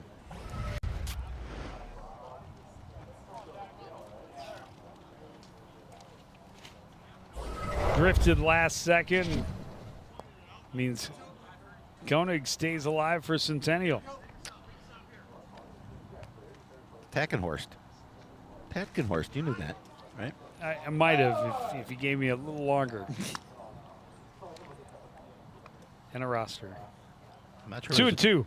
I'm not sure of his first name because he's not on the stat sheet. Starts with an N. I'm going to say Ryan. It starts with an N. I mean an A-R. How he knows his alphabet. Elemental P. Full count to Jackson Koenig, the leadoff man, and the first to face Dutton, and he will get a walk. First walk of the ball game for a Centennial batter. Bring up Cooper Anderson. Or as you've got it on the fielding chart, Copper Anderson. No, that's how he pronounces it. I asked. I said Cooper. He said no, he pronounces it Copper. I said, okay, just want to make sure we got it right. He said he is Cooper the Copper. Remember, these are adults playing this game. They have real jobs. He could be an officer. He could be. We don't know. We make Copper. most of this up as we go. If you haven't figured that out we've by been doing now. that for 29 years. Cooper Anderson. Or his friends call him Copper. Looks at a pitch outside to even the count, 1-1. We amuse ourselves at the very least. And we applaud those of you who have stuck with us to this point in the broadcast. Yeah, and the sound is still on. Because we do advocate putting on a little Led Zeppelin or a little Pink Floyd. I do enjoy Led Zeppelin. Yeah, a little while we are watching the game. It's a good pitch there from Dutton to get the count back to even, 2-2.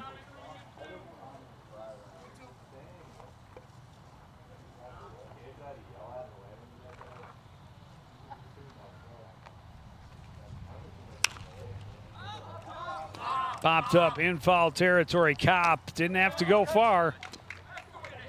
Second one he has been able to squeeze in foul territory tonight. Big first out for Tommy Dutton.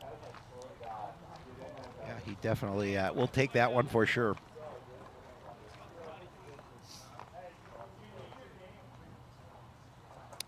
Bryson Mose, before this inning, was the only Centennial batter to reach base. Chopper down the third base line. They ruled an infield single. He advanced to second on the throwing error. Later scored the only run to this point for Centennial. Ducks away from a pitch up and in, 2-0.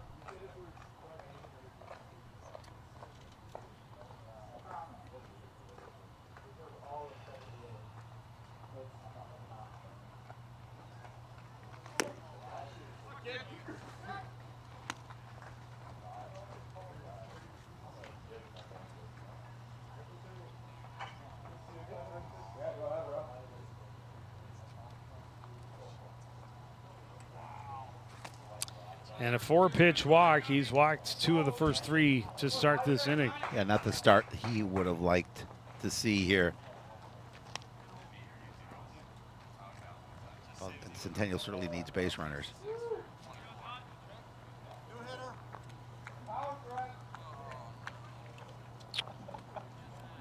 Obviously, baseball a 9-inning game. So this is There's Joe. Still some room. Joe Szyzeski at the plate. Chops the first pitch. Attacking Norris, he makes the play. Both runners advance.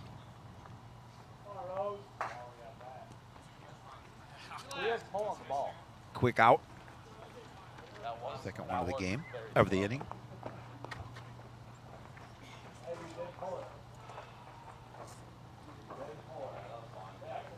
It'd be big for Dutton to get a third out without any damage done after giving up 2 walks in the inning. First pitch, grounded to the left side. Good backhanded stab by Grebner across in time. They got him. What a play by the Redbirds shortstop to bail him out and get them back to the dugout with no damage done. It's still Coon Rapids 7-1. It's time for the 7th inning stretch on CTN.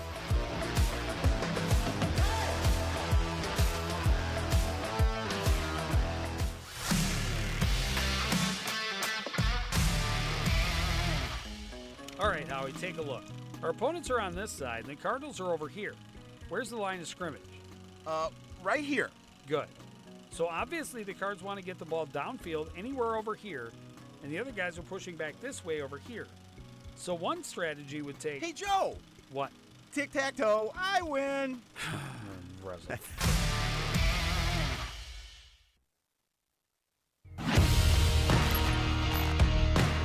Watching your favorite Cardinal sports live is getting even easier. Whether it's CTN Cable Channel 859, the CTN Facebook and YouTube pages, or now live on our Twitter page. You choose how you want to watch Cardinal Nation. With CTN, you'll be able to catch all the big plays, all the emotion, and all the fun of Coon Rapids sports. CTN Coon Rapids, stay connected.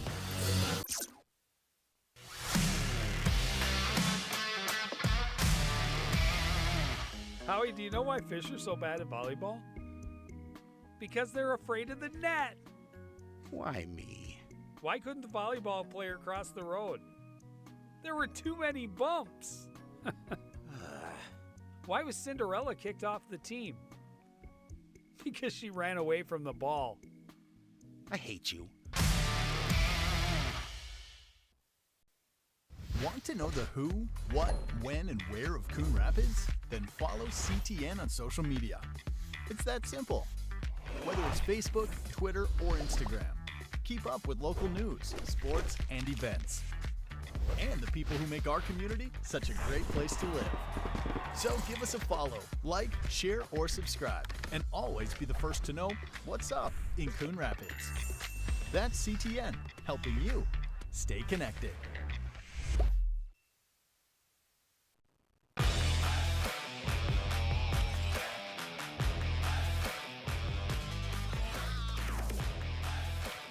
Back at Wintercrest Park,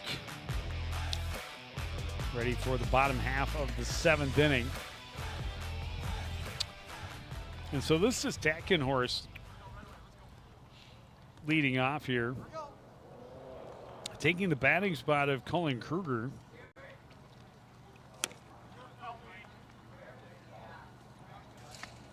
Which leads me to think there's been some other changes in the fields that we didn't catch on to, which would not be a first.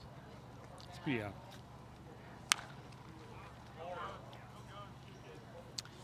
First pitch fouled off over the visiting bullpen, out of play.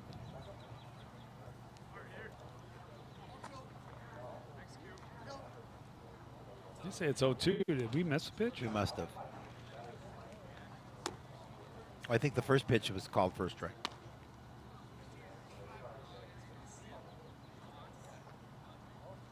I miss a lot for being right here. Just the nature of being me. A 1-2 pitch.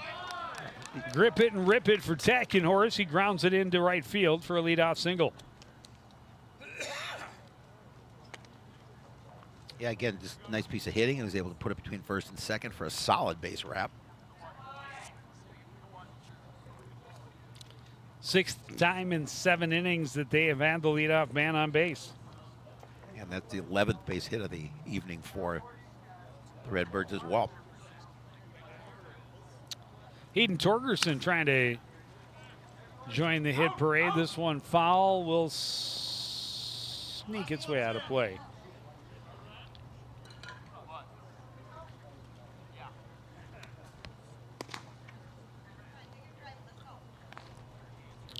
Into the bullpen.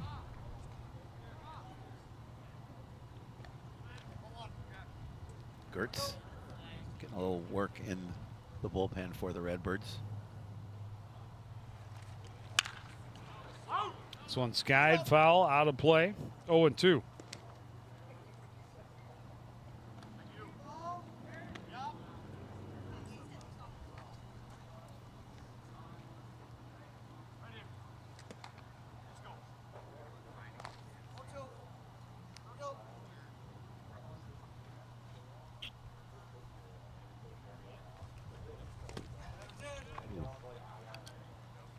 He did offer at it. They called him out. First out of the Third strikeout of the game for Hayden Torgerson. And now Jaden Kopp, who is 3 for 3.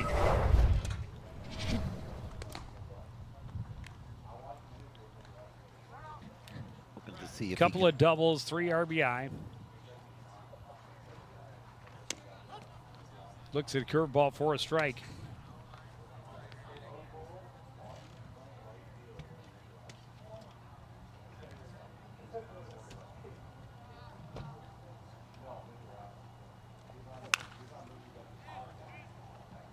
Club down the right field line in foul territory, and it's 0-2.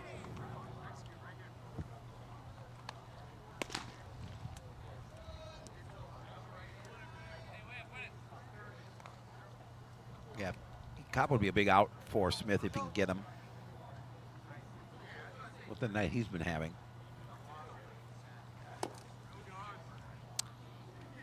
And he is over the top of that breaking pitch for strike 3.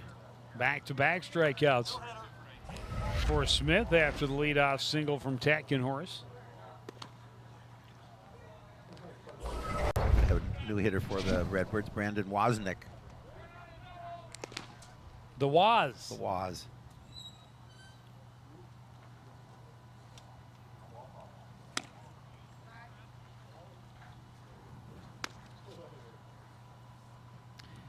He's been up one time, one hit. It's the kind of average you're looking for. Yep.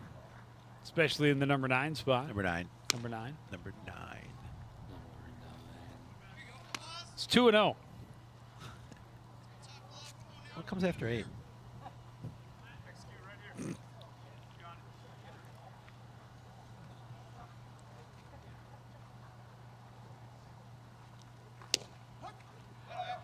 Called strike at the knees.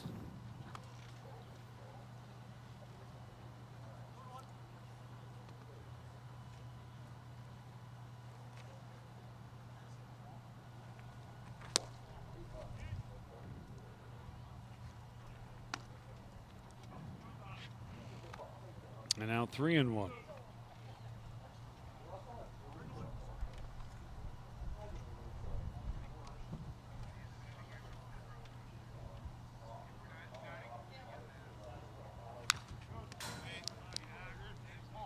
Wozniak goes up after that one a little bit. Full count.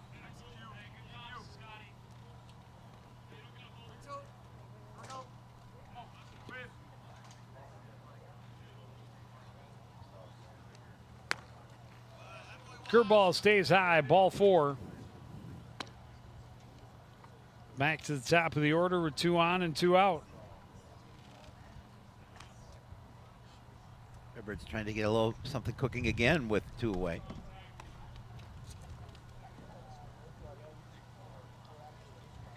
Gertz 0 for 3. Had a walk in the 4th inning. Fastball in for a strike.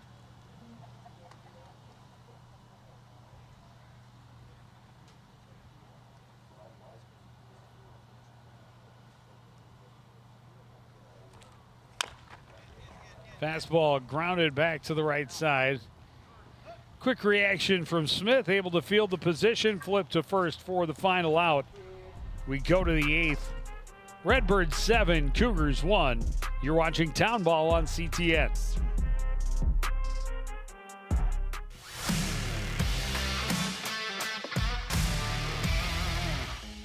All right, Joe. In high school football, the snap ends when A, the ball is moved from its place on the ground, B, the ball leaves the snapper's hands, or C, the ball touches the ground or any other player. You don't have to raise your hand, Joe. Yes, Joe? I love football. Ah, yikes.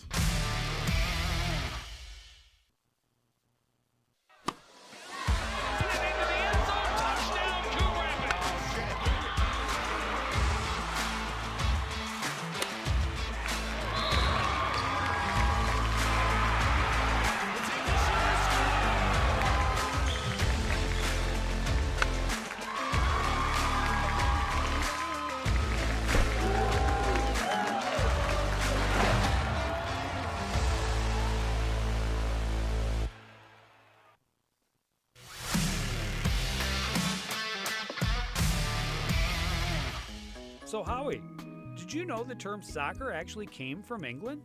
But don't the English call soccer football, like pretty much everyone else? Yeah, but only after we started saying soccer and the world was mocking us for it. So you're saying the UK set us up? Yep, sabotage. Ah, Brits.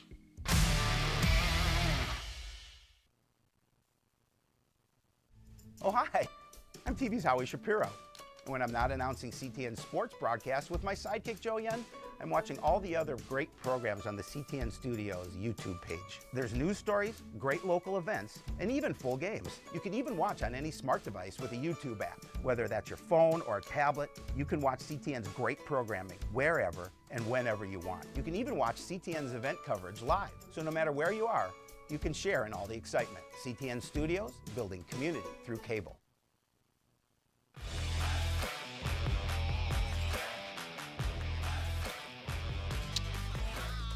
Trying to figure out who's who and where's where. Scott Drusela's over at third.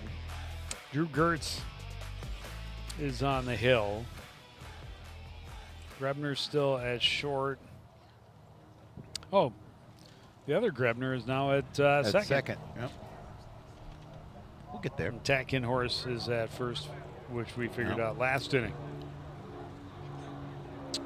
Gertz wants to make all of them irrelevant as he just takes care of business himself. Goes 1, 2, 3.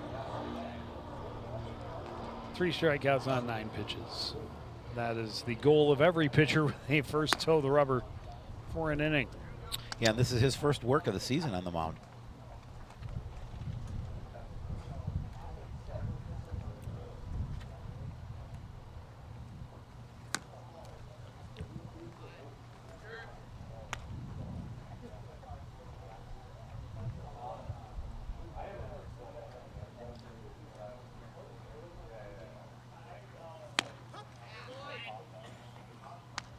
Ready to come back, finds the zone, evens the count.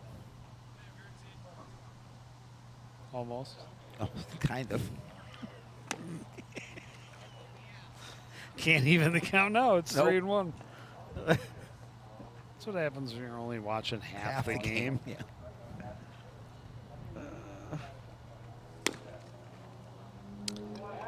Hard fastball misses well outside.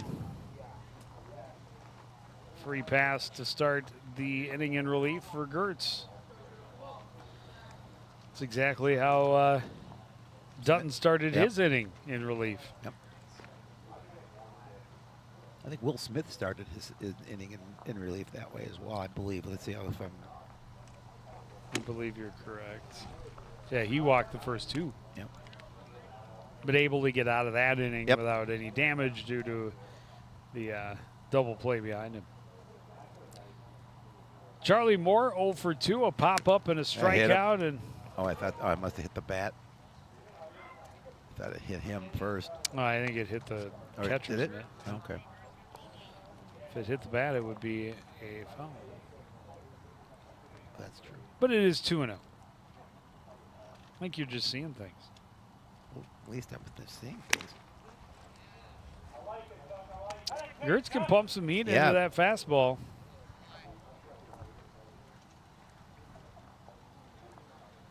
Charlie Moore's swing arc took it right through the dust off the glove of Kopp because it had already settled in the mitt by the time his bat came through the zone. That was a lot to try and get out to make an eloquent point. Working quickly and throwing even more. But a full count.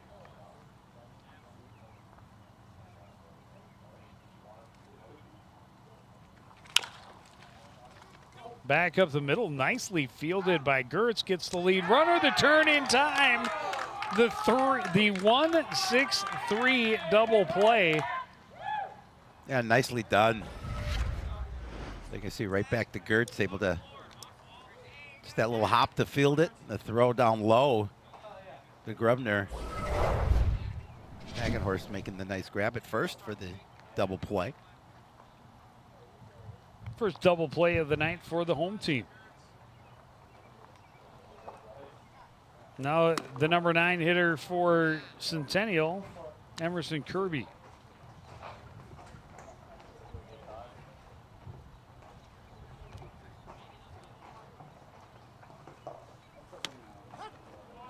Fastball clips the outside edge. Like that call. 1-1.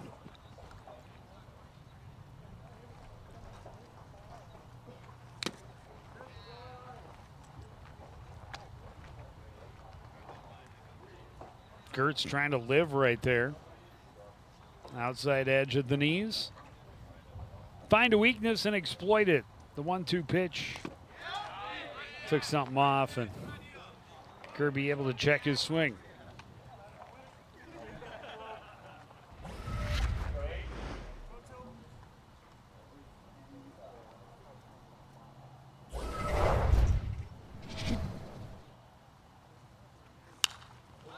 One foul back, out of play. We'll try again.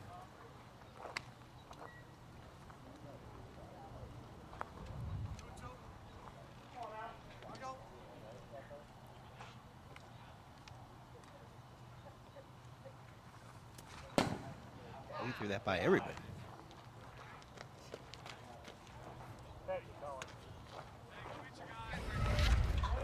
Full count.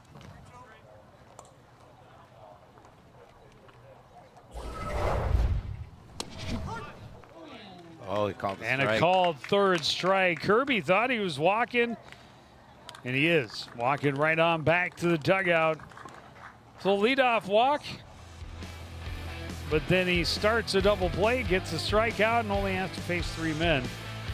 Go to the bottom of the 8th. Coon Rapids up 7-1 on CTN.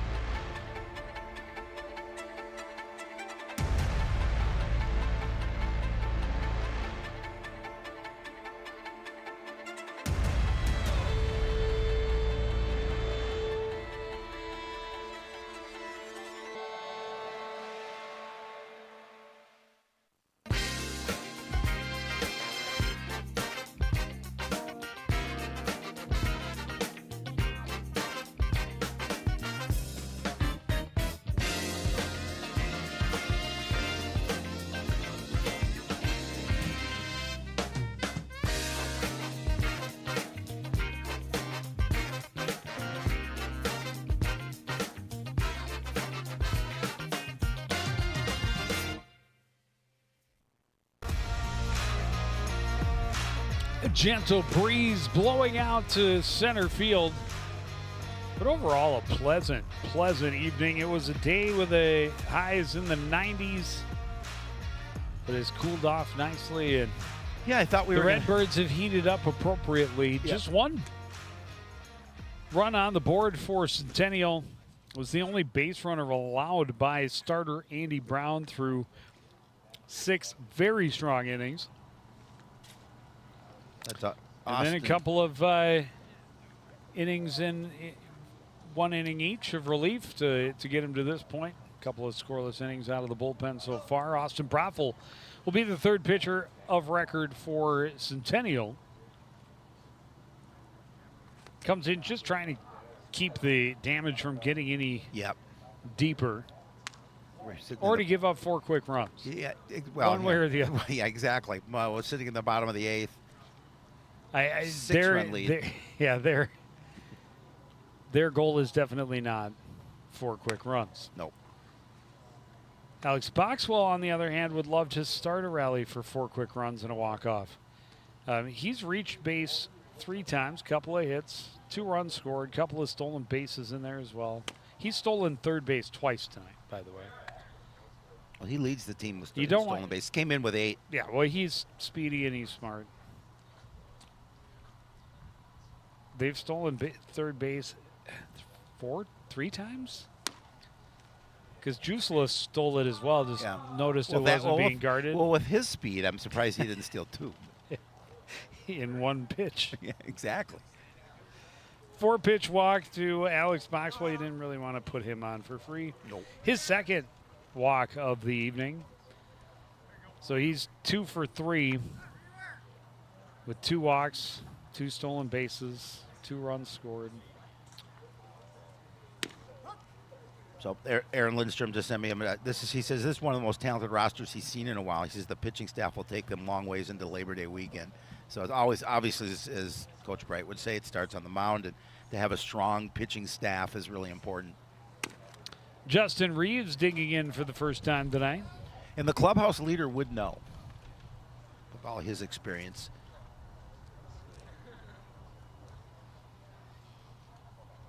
Reeves, a long-time Redbird veteran. Yep.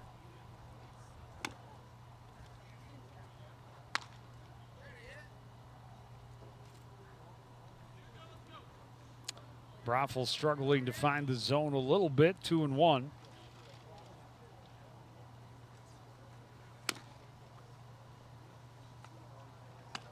Now 3-1. He's thrown just 1 strike in his first 8 pitches. Yeah, he's having a little trouble finding the zone to start this bottom of the 8th.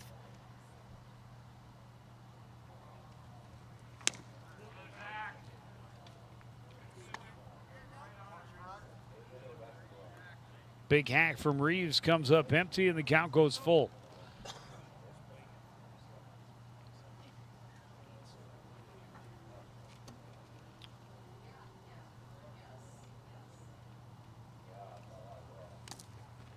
Broffel misses low, back-to-back walks.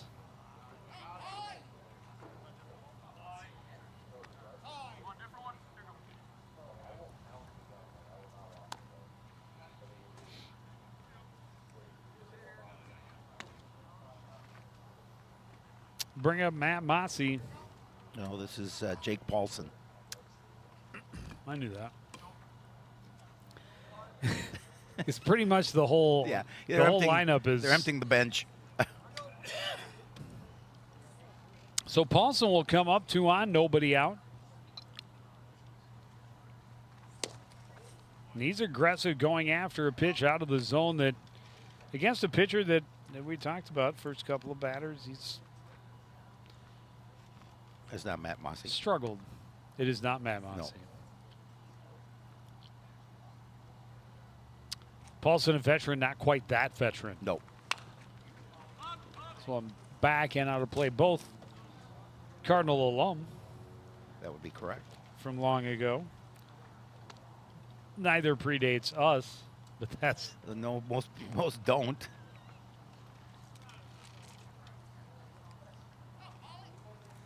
If you're still playing, and you were. And we called your very first year. No, you were done before we started. Yep. You graduated high school in '96 or before. Right. So that would be 30 years. 30 so years. you'd be no. Yeah, it's 26. Yeah, 30 years. So you'd be 48. Still be playing at this level? There might be some. That's. That'd be pushing it. Maybe. Well, they'd probably go to the over 35 league. Yeah.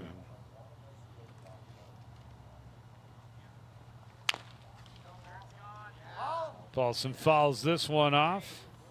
Got around a little early. Stays 2-2.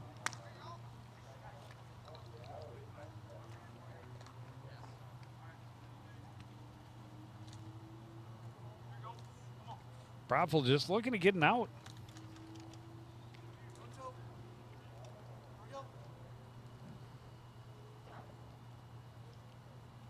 Couple of walks, but a 4-pitch walk, and then he battled for a walk, and now he's battling again. And now that one was hit a long way, although very foul. Paulson definitely gave it a ride. Getting his money's worth for his at-bat. Goes out in the direction of Dave Emmy. There's Dave, waving to us. Curveball well outside, easy take for Paulson. Full count.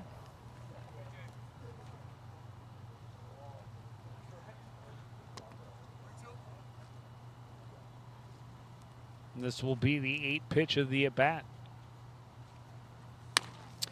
And it is up high, ball 4. Bases are all loaded.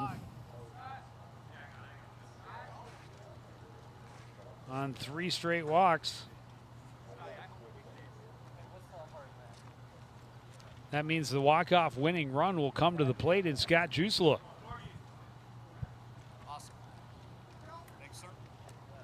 Was the last time Redbirds had a walk-off grand slam? I bet you don't have that in your record books. I do not. Although the clubhouse Aaron, leader might. He might know. Aaron might know. The Redbirds have hit 1 home run this season. That's off the bat of Alex Boxwell. Well, Jusela's got some juice. He does. Maybe this is it.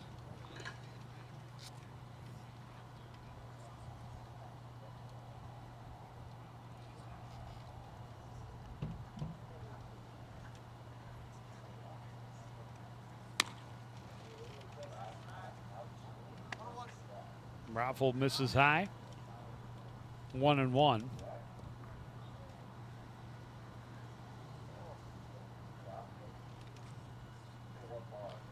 The answer is Joe Lewis at Elko. Is that right? That is correct. See, Joe Lewis, the Joe Bronx Lewis, Bomber. Yeah, exactly. The lefty.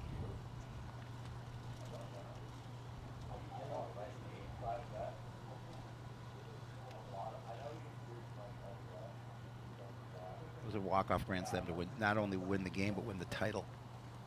Well, there you go.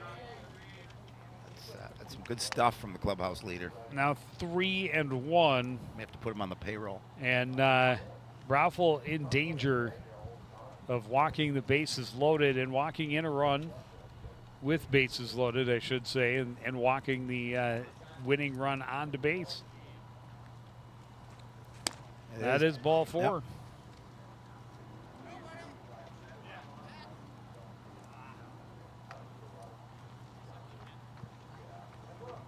Boxwell scores another run.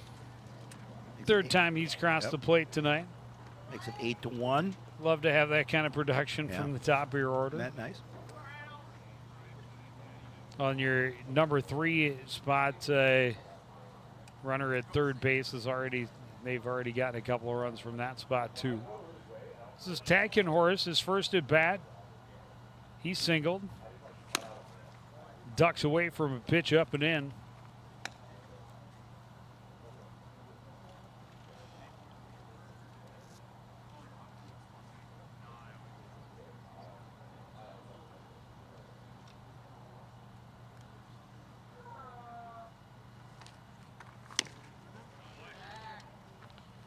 Curveball swung on and missed. That might have been a gift from Tackenhorst. Yep. Looked like that one was up out of the zone.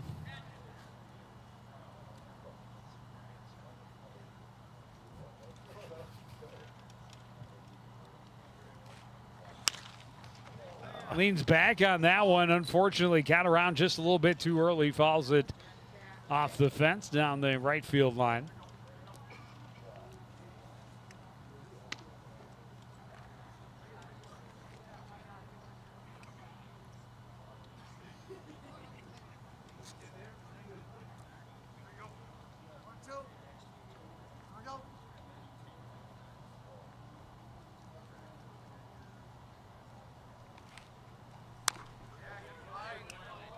Late decision to swing on the breaking pitch, just a protective swing. Fouls it off out of play, but now a 1-2 count. This is the first time that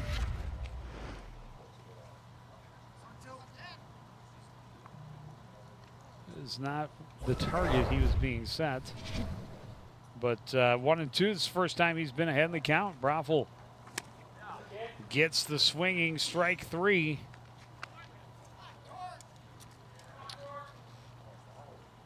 Aaron wants to know what the Scrabble score would be for Tackenhorst's last name, how many points you would get in that in a game of Scrabble. Would you have a draw? It depends on where on the board it is. That's true. Really. What if you start out with that? A double or triple word score. I like the thinking. It's a lot of letters. Yeah. Is that 3 T's? believe so.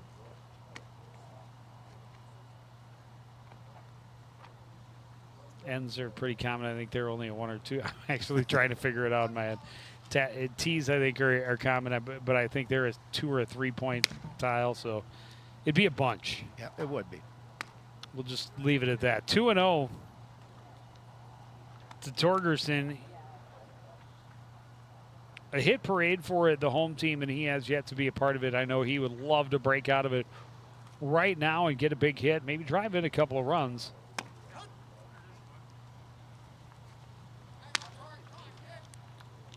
But tough when you're facing a pitcher who has been all over the place, really, in his first inning. He's given up 4 straight walks, then a strikeout. Now a 2-1 count. This one's skied and will be out infield fly rule. That's a big second out. Yeah, I mean, it's a long road. It's a tough hill to climb for the Cougars here. Down now by 7. One of the 3 hottest outs hitters left. on the squad coming to the plate, and Jaden Kopp. He's 3 for 4. 2 doubles, 3 RBI in the game.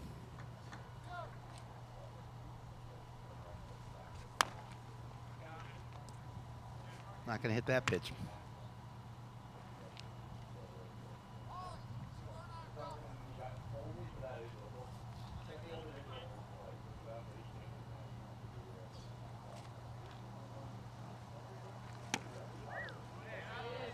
Pulled the string, and Kopp way out ahead of the curveball, 1-1.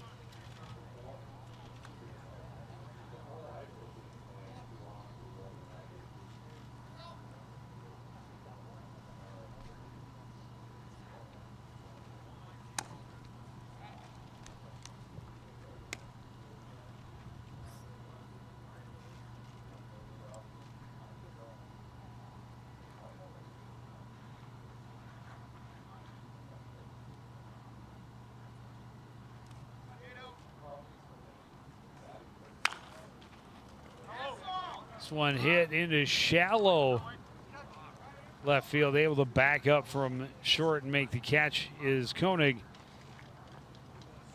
And we go to the 9th, 8-1 the lead for Coon Rapids Cougars. We'll try and pull off a humongous comeback after this.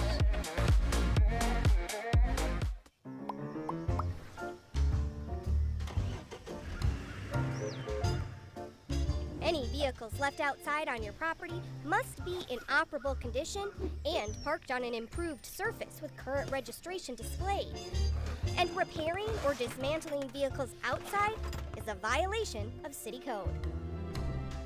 For more information on this and other city codes, log on to coonrapidsmn.gov.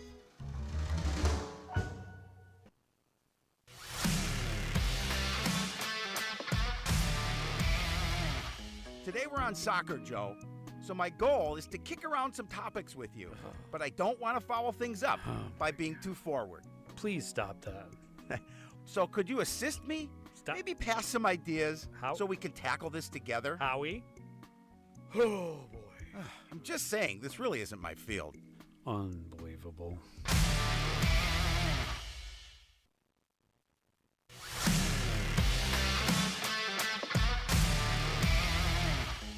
All right, Howie, take a look.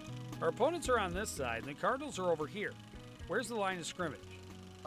Right here. Good. So obviously the Cards want to get the ball downfield anywhere over here, and the other guys are pushing back this way over here. So one strategy would take... Hey, Joe! What? Tic-tac-toe, I win! Russell.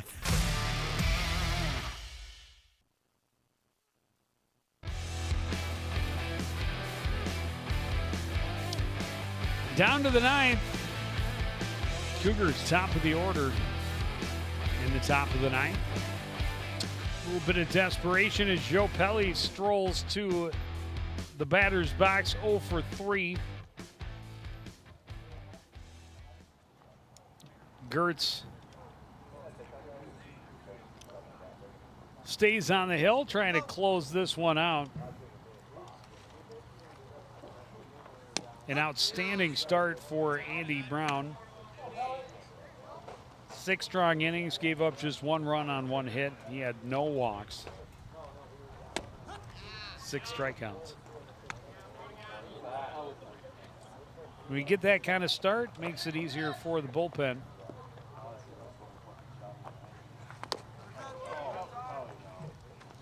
Pitch was down on the dirt, swung on, and Pelly can't believe he went after a pitch that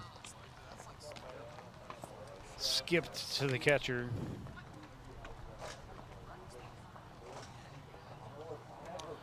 And he just gave himself up, turned around and said, I'm going to go back to the dugout. I don't need to throw down.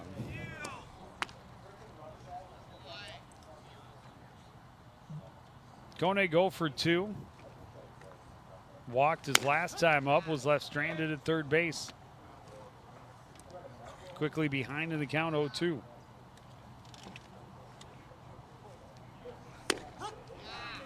Wow. And strike 3. Back-to-back strikeouts. And how about this inning for Gertz? Back-to-back 3-pitch strikeouts. Yeah, he just had to get his rhythm. And he's now struck out 3 in a row. Walked the first man he faced, but then started the double play and went 1-6-3 to get rid of that batter. Then a strikeout. Comes out here, and he's just cruising. Yeah, he's throwing strikes for sure. He's feeling it.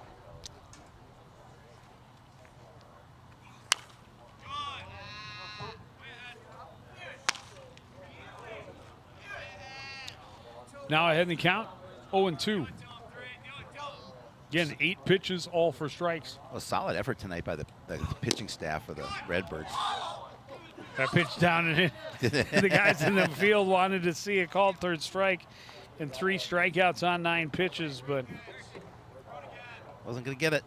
That one just a little too far down and in. Curveball, and that was an easy one to take.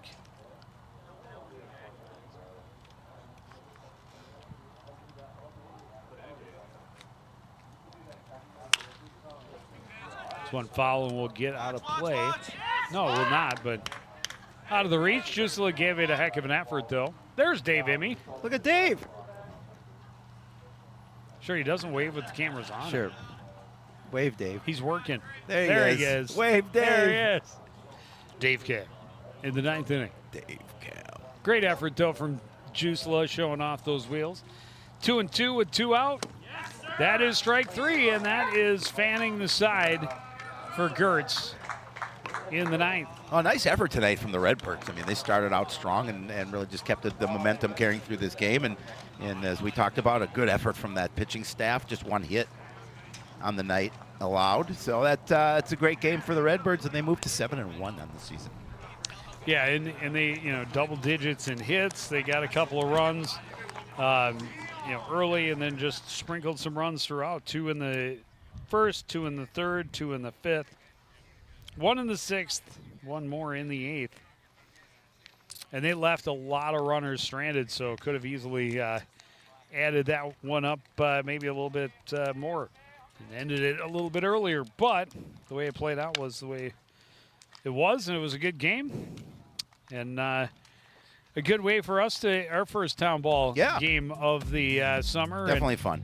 And a big win for the Redbirds. Again, the final score, it's Coon Rapids 8, Centennial 1. Want to thank everybody out there for joining us and continuing to support everything we do here at CTN. For the entire crew, including Howie Shapiro, I'm Joe Young, saying good night.